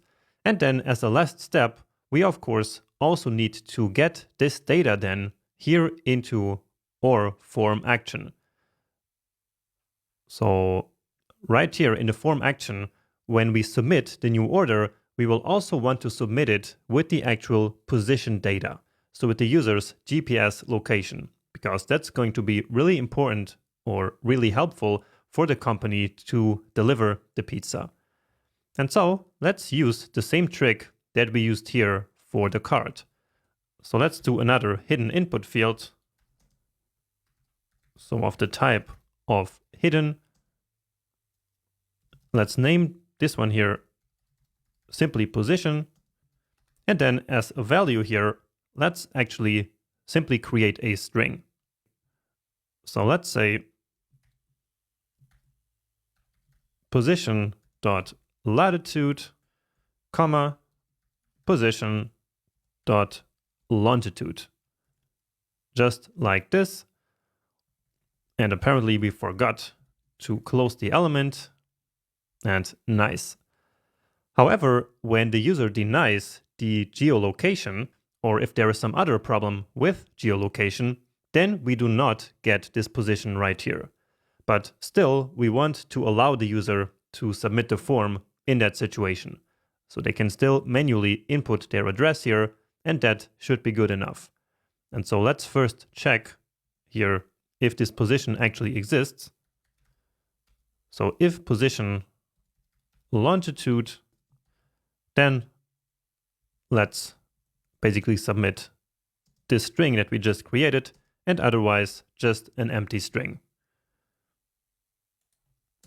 Here we should probably also ask for position dot latitude. So both of these. So if they exist, then we pass this formatted GPS position into the form action, and if not, well, then it just receives that empty string. So let's just check out what we get here with the order, but once again, without actually doing any of this here. Let's just do a big comment like this. And then we also need to return null again. So let's check our console. We just input some name here and some valid phone number. And then let's try to order. And let's see what we get. And indeed, there is our GPS position. Beautiful. And so now as we submit this order, it will be submitted not only with this address, but also with this position. Great. So we can put this back just like this. And actually with this, our work is finished. Let's just submit this here just to make sure, but we shouldn't get any problems after implementing this. And indeed, it seems like it worked. Nice. So this was a lot of work over these 2 lectures only to implement this small feature, but if it makes the application better, it's totally worth it. And in this case, of course, this was more of a learning exercise so that we could learn and practice how to use these Redux functions with this new function here inside Redux Toolkit. Welcome back. So in the final 2 lectures of the section, let's go back to some more advanced features of React Router. And in particular, let's learn about how we can fetch and mutate data without actually causing navigations. So without moving to another page. And so let's now leave behind our create order form, and we also no longer need this user slice. And instead, now we will be back to working on this order page. So the page that is already opened right here. So as I said in the beginning, sometimes we need to fetch some data from another route. So basically data that is not associated with this current page right here. But we want to do that without causing a navigation sometimes. So for example, let's say that here in the order page, we wanted to load the menu data again. And we already wrote all the logic for fetching exactly that data. But it is associated to another route. So to the menu route and not to this one. But still, we want to use it here because there is no point in writing that logic again.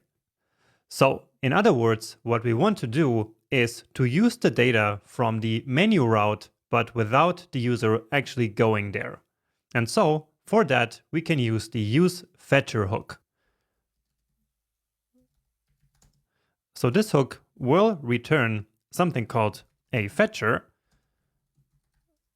And so let's use useFetcher, and as always, also included here. Let's move that at the very top. And then let's immediately use this fetcher. So the idea here is to load the menu data so that we can then associate the ingredients to each of the different pizzas. So let's actually load another order here. So again, this test order that we have here. And so what we want to do is to extend each of these items here with their ingredients. And so we can get that data from the menu route. So what we want to do is right after this component mounts, we want to fetch that menu data using our fetcher. So if we want to do this at component mount, Then let's again use our friend useEffect.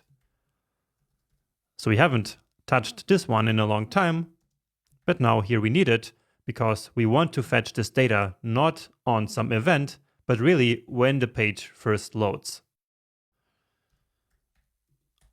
All right, and so the way we use this fetcher is simply by calling fetcher.load, and then the name of the route, and this is actually it.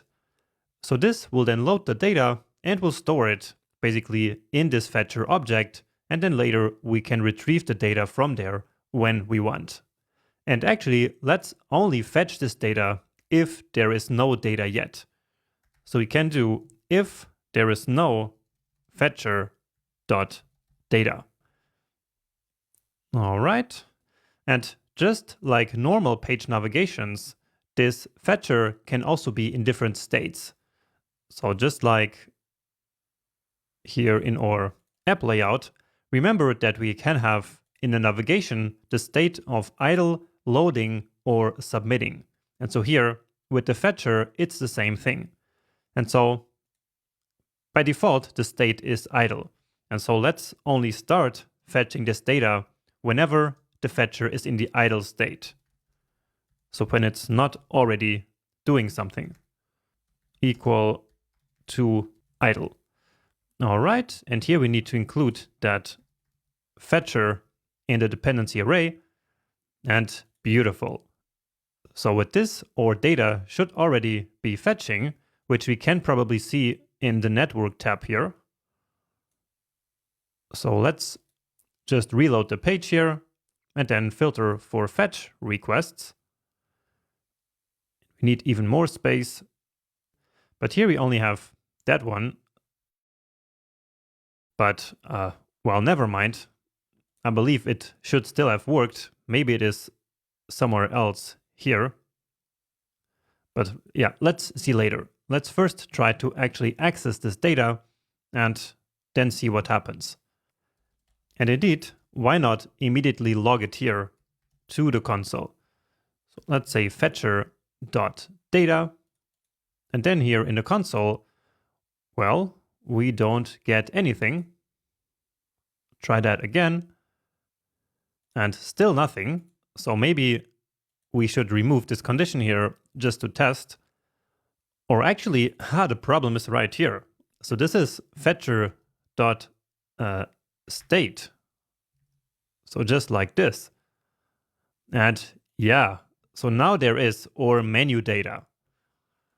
So that was a silly bug.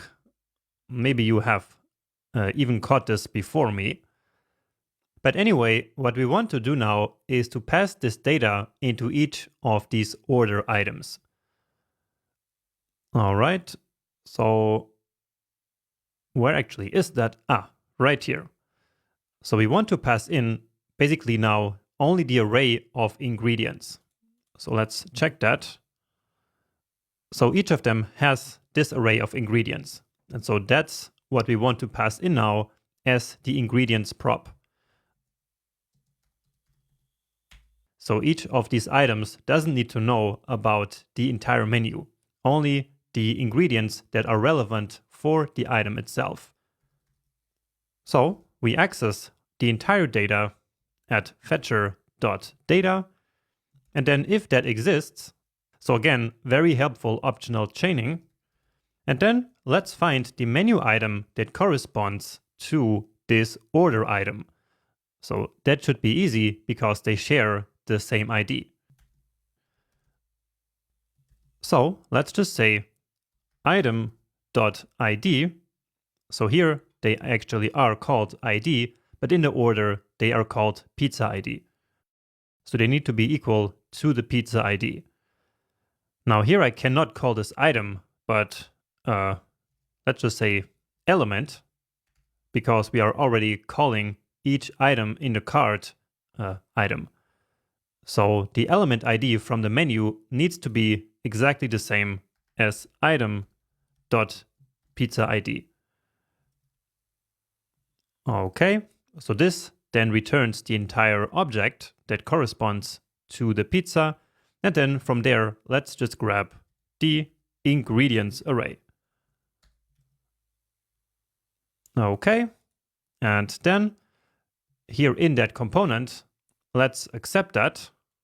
And actually we already have that prop here along with the isLoadingIngredients prop. So why not also define that here immediately? So this isLoading is basically fetcher.state whenever it is equal to loading. So just like before, similar to this navigation.state, that can also be equal to loading. All right, and so here let's now then use these two by adding a new paragraph here below this div. And let's style this, of course, a little bit, making the text small, capitalizing the letters, making it italic, and a bit lighter. So text tone 500. And then here, whenever we are loading the ingredients, then let's just return here loading, and otherwise let's return ingredients.join like this. And let's give it a save, and beautiful. There is the data. So let's try that again. We'll just copy it, then move here. And well, I'm glad we tested that, because here we have some kind of bug.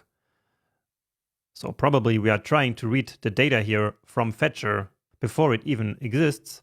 And so let's just use optional chaining here on all of this, and then one of them should fix it. So let's just go back here, reload, try that again. But apparently we have still some other error. And yeah, just here from this message, we can see, since we have the problem with the join, that the problem is apparently right here. So maybe this isLoadingIngredients is not doing its job. Let's try to log that here to the console. Let's just reload here. And so then let's see if we get that log. And so it is actually always false. So let's see why that is. But apparently here everything is correct. So there should be no problem with this. So I'm guessing that the issue is that in the very beginning, fetcher.state will be idle. But that doesn't mean that we already have our ingredients, so that we have our data already. And so in those very first instance, here we will not be loading the data, but we also don't have the data yet. And so let's just try to return an empty array then in this case. So basically, if this here doesn't exist, then we just return an empty array. So that will then fix the problem that here we are trying to join undefined. And actually, we can already see that this worked. So let's see that one more time. And so then it says loading, and after some time, you will see that data arrive. So here then, let's just add a bit of space between. So space y1, and nice. So with this, we finished yet another very small feature, which wasn't even part of the requirement list, but I still wanted you to show this way of basically fetching data without going to the page where the data is actually coming from. So here we are fetching the data from the menu route. And so we are making use of this loader function right here to get the menu, but again, without navigating there. And so if you are using React Router and all these data loading features in order to build a very interactive application, you will use this useFetcher hook here quite often, which is why I thought that it was important to also include that more advanced part here at the end of this section. And now to finish, let's do the same thing but with writing. So with updating data using a form, but without causing a new navigation. And by doing this, we will be able to implement the last feature that is still missing from this application, which is to allow users to mark their order as a priority order, even after the order has already been placed. And so, let's get back to work. So the idea here is to, whenever the order is not a priority order, to display a button here below this order where the user can click to make the order a priority order. So let's implement that here. So creating that button here on the order, but let's actually encapsulate this functionality in a new component. So here in order. So let's call this update order.jsx. And so here, let's then receive that entire order object, even though we will only update the order's priority. Okay. And so, as I was saying earlier, here let's then actually return a button of the type primary in order to make priority. So here we now need to import that button.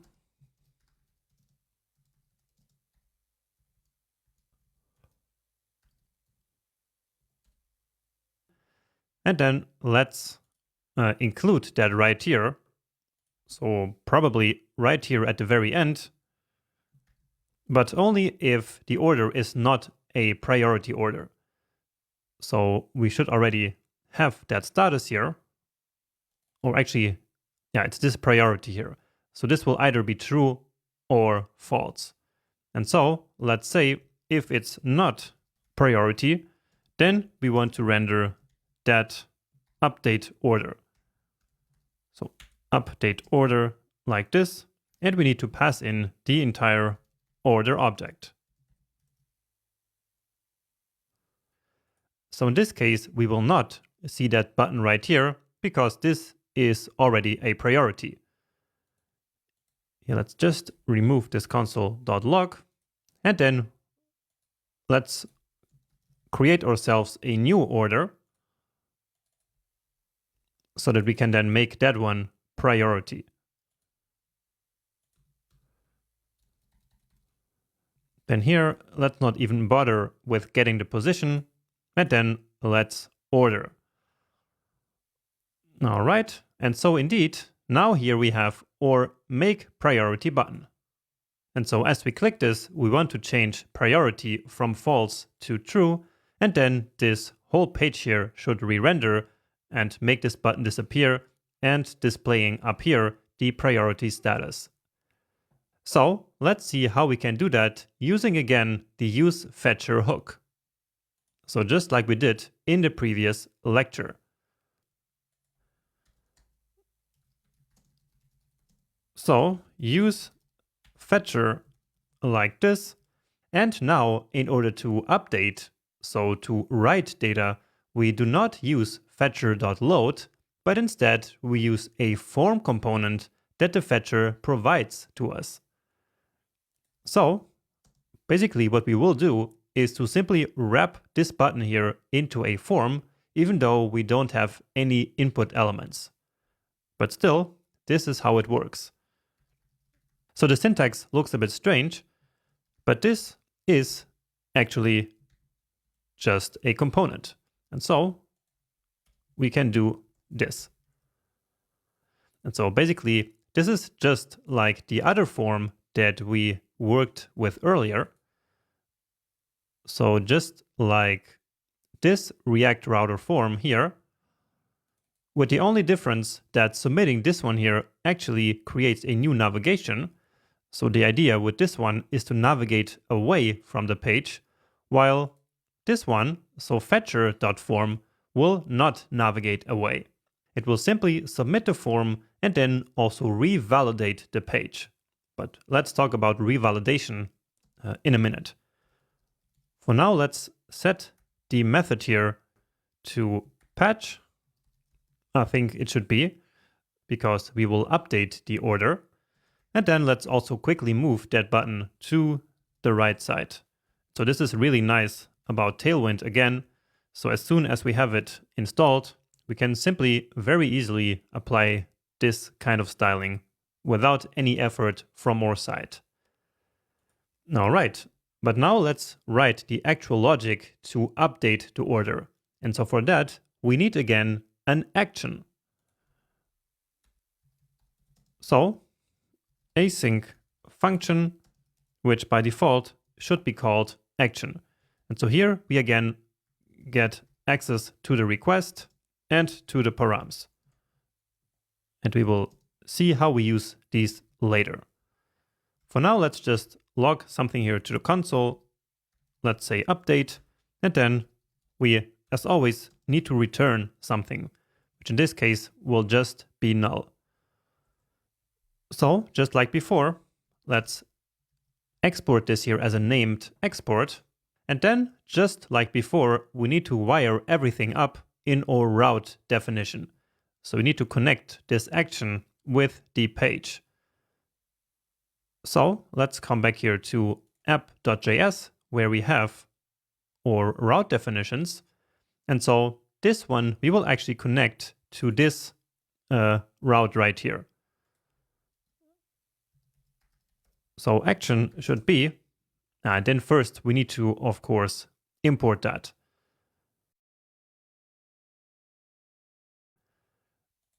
So let's do that right here.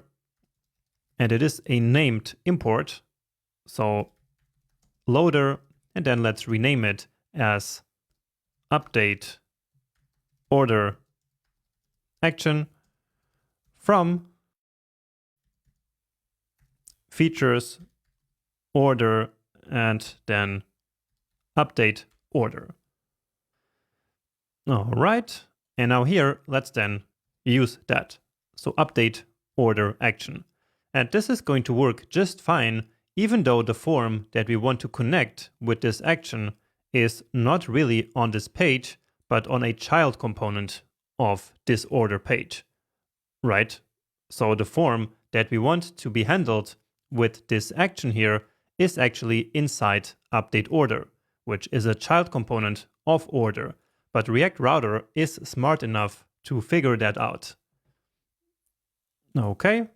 And so, as soon as we click here, we should get this log in our console. So let's see. And apparently something went wrong. So let's go back to our route definition. But here everything seems to be correct. Maybe we just need to reload this. So let me grab this right here, come back here, then do a hard reload.